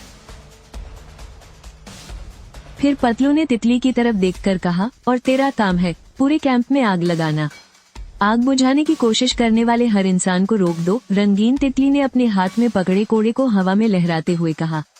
एक तरह से उसने हामी भर दी थी। आखिर में सिर्फ मैं और वो सुस्त नवाब ही बचे। सूखड़े ने हम दोनों की तरफ इशारा करते हुए कहा, तुम दोनों मेरे साथ चलोगे, हम मिलकर उस माहिर योद्धा का सामना करेंगे। मुझे उसी वक्त ऐतराज हो गया। मैंने तपाक से कहा, मैं जाकर आग लगाता हूँ ना, पक्का वादा करता हूँ कि सारा राशन और चारा जलाकर राख कर दूंगा और वहाँ मौजूद हर एक इंसान को खत्म कर दूंगा। सुस्त नवाब ने ताना मारते हुए कहा, क्या तुम डर गए हो? डरो मत, मैं तुम्हारी रक्षा करूंगा। मैंने उसे घूर कर देखा। ये सुस्त नवाब सच में बहुत चिड़चिड़ा है। हर बात में अपनी टांग अड़ाना और मजाक करना तो कोई इससे सीखे। बहस बंद करो, सूखड़े ने सिर हिलाते हुए कहा। नहीं, तुम उसकी तरह फुर्तीले नहीं हो। बात खत्म। मैं और बहस करना चाहता था, लेकिन सूखड़े ने हाथ से इशारा करते हुए बात काट दी। बस बहुत हुआ। सूखड़े का आदेश मिलते ही बड़ा बुद्धू छोटू को अपनी पीठ पर लादकर राशन के तंबू की तरफ दौड़ पड़ा। रंगीन तितली भी पलक झपकते ही अंधेरे में गायब हो गई। मैं बस बेबसी से उन्हें जाते हुए देखता रह गया। फिर भारी मन से अपना बक्सा उठाया और सूखड़े के पीछे पीछे चलने लगा। सुस्त नवाब ने मेरे मन की बात ताड़ ली और दांत दिखाते हुए बोला, अरे इतनी क्या जल्दी है यार? उस तंबू में बर्बर कबीले वाले भरे पड़े हैं। थोड़ी देर में तुम्हें जी भर के खून बहाने का मौका मिलेगा। मैंने एक गहरी सांस ली। उम्मीद है कि इस सुस्त नवाब की बात सच ही हो। हालांकि मुझे दूसरों के काम से जलन हो रही थी, लेकिन अभी मुझे बड़ी तस्वीर पर ध्यान देना था। अगर सूखड़े ने कहा है कि अंदर कोई माहिर योद्धा है, तो हमें फूंक फूंक कर कदम रखना होगा। मैं अपनी मनमानी नहीं कर सकता। हम तीनों बर्बर कबीले के राशन कैंप की ओर बढ़ चले। सूखड़ा बहुत धीरे धीरे चल रहा था। जब वे आधे रास्ते पहुंचे तो कैंप में आग की लपटें आसमान छूने लगी थी। मैंने अपने होठों पर जीभ फेरी। मेरी आंखों में साफ जलन दिख रही थी। लगता है रंगीन तितली ने अपना काम कर दिया है। बड़ा बुद्धू और छोटू तो इस वक्त मारकाट का पूरा मजा ले रहे होंगे, लेकिन बर्बर कबीले वालों ने भी फुर्ती दिखाई। कैंप में चेतावनी के लिए तेज बेगुल बजने लगे। बर्बर कबीले के लोग बहुत तेज थे। वो फौरन दुश्मनों को खदेड़ने और आग बुझाने के काम में जुट गए। बर्बर कबीले के मुख्य तंबू के अंदर एक हट्टा कट्टा गठीले बदन वाला कबीले का योद्धा अपने सिपाही की बात सुन रहा था। सरदार, कुछ अनजान दुश्मन हमारे कैंप में घुस आए हैं। उस मुख्य तंबू में मौजूद उस आदमी का नाम उजीता था। वो इस कैंप का इंचार्ज और सरदार था। इतनी हिम्मत, मेरा राशन जलाने की जुर्रत की। अपनी पूरी ताकत लगा दो और उन्हें जिंदा मत छोड़ना। जी सरदार, इतना कहकर सिपाही तंबू से बाहर चला गया। उजीता ने गुस्से से तमतमाए चेहरे के साथ अपनी भारी भरकम तलवार उठाई और बाहर निकल पड़ा। कैंप में हर तरफ आग की ऊंची लपटें उठ रही थी। चारों ओर सिर्फ बर्बर कबीले वालों की चीख पुकार गूंज रही थी। कुछ लोग आग बुझाने में भागदौड़ कर रहे थे तो कुछ दुश्मनों का पीछा करने में लगे थे, लेकिन दुश्मनों की रफ्तार इतनी तेज थी कि बेचारे कबीले वाले सिर्फ हाँफते हुए इधर उधर दौड़ रहे थे। वो दुश्मनों का एक बाल तक बांका नहीं कर पा रहे थे। उजीता के चेहरे की नसें गुस्से से तन गईं। उसने अपने महाराज के सामने कसम खाई थी कि वो इस राशन कैंप की हर हाल में हिफाजत करेगा, लेकिन अब सब कुछ खाक होने वाला था। उजीता ने दुश्मनों को ढूंढने के लिए चारों तरफ नजर दौड़ाई, लेकिन वहाँ इतनी अफरा तफरी मची थी कि उसे एक भी दुश्मन नजर नहीं आया। और ठीक उसी वक्त छोटू, वो खुशी से कैंप में इधर उधर छलांग लगा रहा था। और जब भी जंगली कबीले वाले बड़ी मुश्किल से अपनी ताकत जुटाते तो वो छोटू अंदर घुसकर सब तहस नहस कर देता, जिससे उनकी पूरी फौज पल भर में बिखर जाती। इससे पहले कि वो जंगली कबीले वाले फिर से एकजुट हो पाते, एक पहाड़ जैसी परछाई आग की लपटों से बाहर निकल आई। उसने अपना कांटेदार गदा हवा में उठाया और सामने की तरफ एक जोरदार वार किया, जिससे पल भर में अनगिनत दुश्मन मारे गए और घायल हो गए। बाकी बचे जंगली कबीले वालों की तो रूह कांप गई। वो अपनी जान बचाकर भागने लगे इन दो खूंखार राक्षसों जैसे दुश्मनों से। लेकिन जैसे ही वो किसी सुरक्षित जगह पर पहुंचते, रात के किसी साए जैसी एक परछाई चुपके से वहां आ धमकती। उसके हाथ का कोड़ा लाल चमक बिखेर रहा था, जो एक एक करके उन दुश्मनों को जमीन पर खून के गंदे दलदल में तब्दील कर रहा था। माना कि जंगली कबीले की फौज बहुत बड़ी थी, लेकिन इन तीनों के सामने उनकी एक न चली। वो बस बेबसी से खड़े खड़े देखते रहे कि कैसे उनका लूटा हुआ सारा अनाज जलकर खाक हो रहा है। इसी बीच मार काट के मजे लूट रहा वो छोटू सीधा वूजिता के सामने जा पहुंचा। उसने वूजिता को देखकर अपने दांत दिखाए और मुंह चिढ़ाया, फिर तुरंत मुड़कर कैंप के दरवाजे की तरफ भागने लगा। वूजिता ने उसी वक्त जोर से दहाड़ लगाई और अपनी भारी भरकम तलवार लहराते हुए उसके पीछे दौड़ पड़ा। कहाँ भाग रहा है ओए छोटे चोर, मेरी तलवार का स्वाद चख। लेकिन वो छोटू रुकने वाला कहाँ था। उसने पलटकर वूजिता को एक और भयंकर मुंह चिढ़ाया और छलांग लगाकर उस हटे कट्टे बेवकूफ के कंधे पर बैठ गया। वो हट्टा कट्टा बेवकूफ भी वहाँ नहीं रुका। वो दोनों पतलू की बनाई योजना पर ही चल रहे थे। सिर्फ तबाही मचाओ, सीधे पंगे मत लो। इसीलिए वूजिता को देखते ही उन्होंने लड़ने का कोई इरादा नहीं दिखाया और तेज लपटों के बीच गायब हो गए। वूजिता किसी तरह हाँफते हुए उनके पीछे पहुंचा, लेकिन कैंप के दरवाजे पर उसे वो हट्टा कट्टा बेवकूफ और छोटू कहीं नजर नहीं आए। गुस्से से तमतमाते हुए उसने आसमान की तरफ मुंह करके एक खूंखार दहाड़ लगाई। तभी एक ठंडी फुफकार ने वूजिता की दहाड़ को बीच में ही रोक दिया।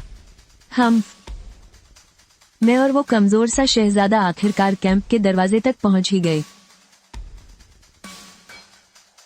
पतलू हमारे ठीक पीछे खड़ा था और उसके हाव भाव से लग रहा था कि उसका लड़ने का कोई मन नहीं है। लेकिन मेरे अंदर तो गुस्से का ज्वालामुखी उबल रहा था। बड़ी मुश्किल से मुझे इस जंगली कबीले का एक बंदा मिला था, तो जाहिर है मैं उसे छोड़ने वाला नहीं था। अपनी दहाड़ के बीच में ही टोके जाने पर वूजिता बहुत बुरी तरह चिढ़ गया। उसने अपनी तलवार मेरी तरफ तानी और गुर्राते हुए बोला, कौन है बे तू? मैंने अपनी बड़ी तलवार को कंधे पर टिकाया, जमीन पर थूका और ठंडी आवाज में बोला, तेरा बाप। ये सुनते ही वूजिता का चेहरा गुस्से से तमतमा गया। उसने अपनी भारी तलवार उठाई और मेरी तरफ झपटा। छोटे कमीने, अब तू नहीं बचेगा। मेरे चेहरे पर एक कुटिल मुस्कान छा गई। मैंने जोश में आकर कहा, आ जा बेटे। और इतना कहते ही मैं सीधा वूजिता की तरफ टूट पड़ा। मेरी रफ्तार बिजली जैसी तेज थी। उस अंधेरी रात में मेरा जलवा देखने लायक था। लेकिन वूजिता की रफ्तार भी कम नहीं थी। हालांकि उसका शरीर किसी दानव जैसा भारी भरकम था, फिर भी उसकी हरकतों में गजब की फुर्ती और ताकत थी। तभी उस अनाज वाले कैंप के सामने एक जोरदार धमाका हुआ। मेरी बड़ी तलवार और वूजिता की भारी तलवार पूरी ताकत के साथ आपस में टकराई। उसी पल मुझे अपने हाथों में एक भयानक झटके का एहसास हुआ। मेरी आंखें फटी की फटी रह गई। मैं मन ही मन बुदबुदाया, कमाल की ताकत है इसकी। उधर वूजिता के हाथों में भी उस झटके से तेज दर्द उठा। वो भी अंदर ही अंदर हैरान था कि दुश्मन में इतनी गजब की ताकत है। हम दोनों ने एक एक कदम पीछे लिया ताकि उस झटके के असर को कम कर सके। अब हम दोनों एक दूसरे को बेहद गंभीर और खूंखार नजरों से घूर रहे थे। मुझे सच में बहुत हैरानी हो रही है। मेरा ये शरीर आम इंसान से 5 गुना ज्यादा ताकतवर हो चुका है। हुआन कबीले के किसी भी आम इंसान को मारना तो मेरे लिए सब्जी काटने जितना आसान है, लेकिन सामने खड़े इस शख्स ने मेरा वार सीधे तौर पर झेल लिया। सबसे ज्यादा ताज्जुब की बात तो ये है कि पहले मैं एक ही वार में इनकी तलवार के 2 टुकड़े कर देता था, लेकिन मेरे सामने खड़े इस शख्स का हथियार टूटा ही नहीं,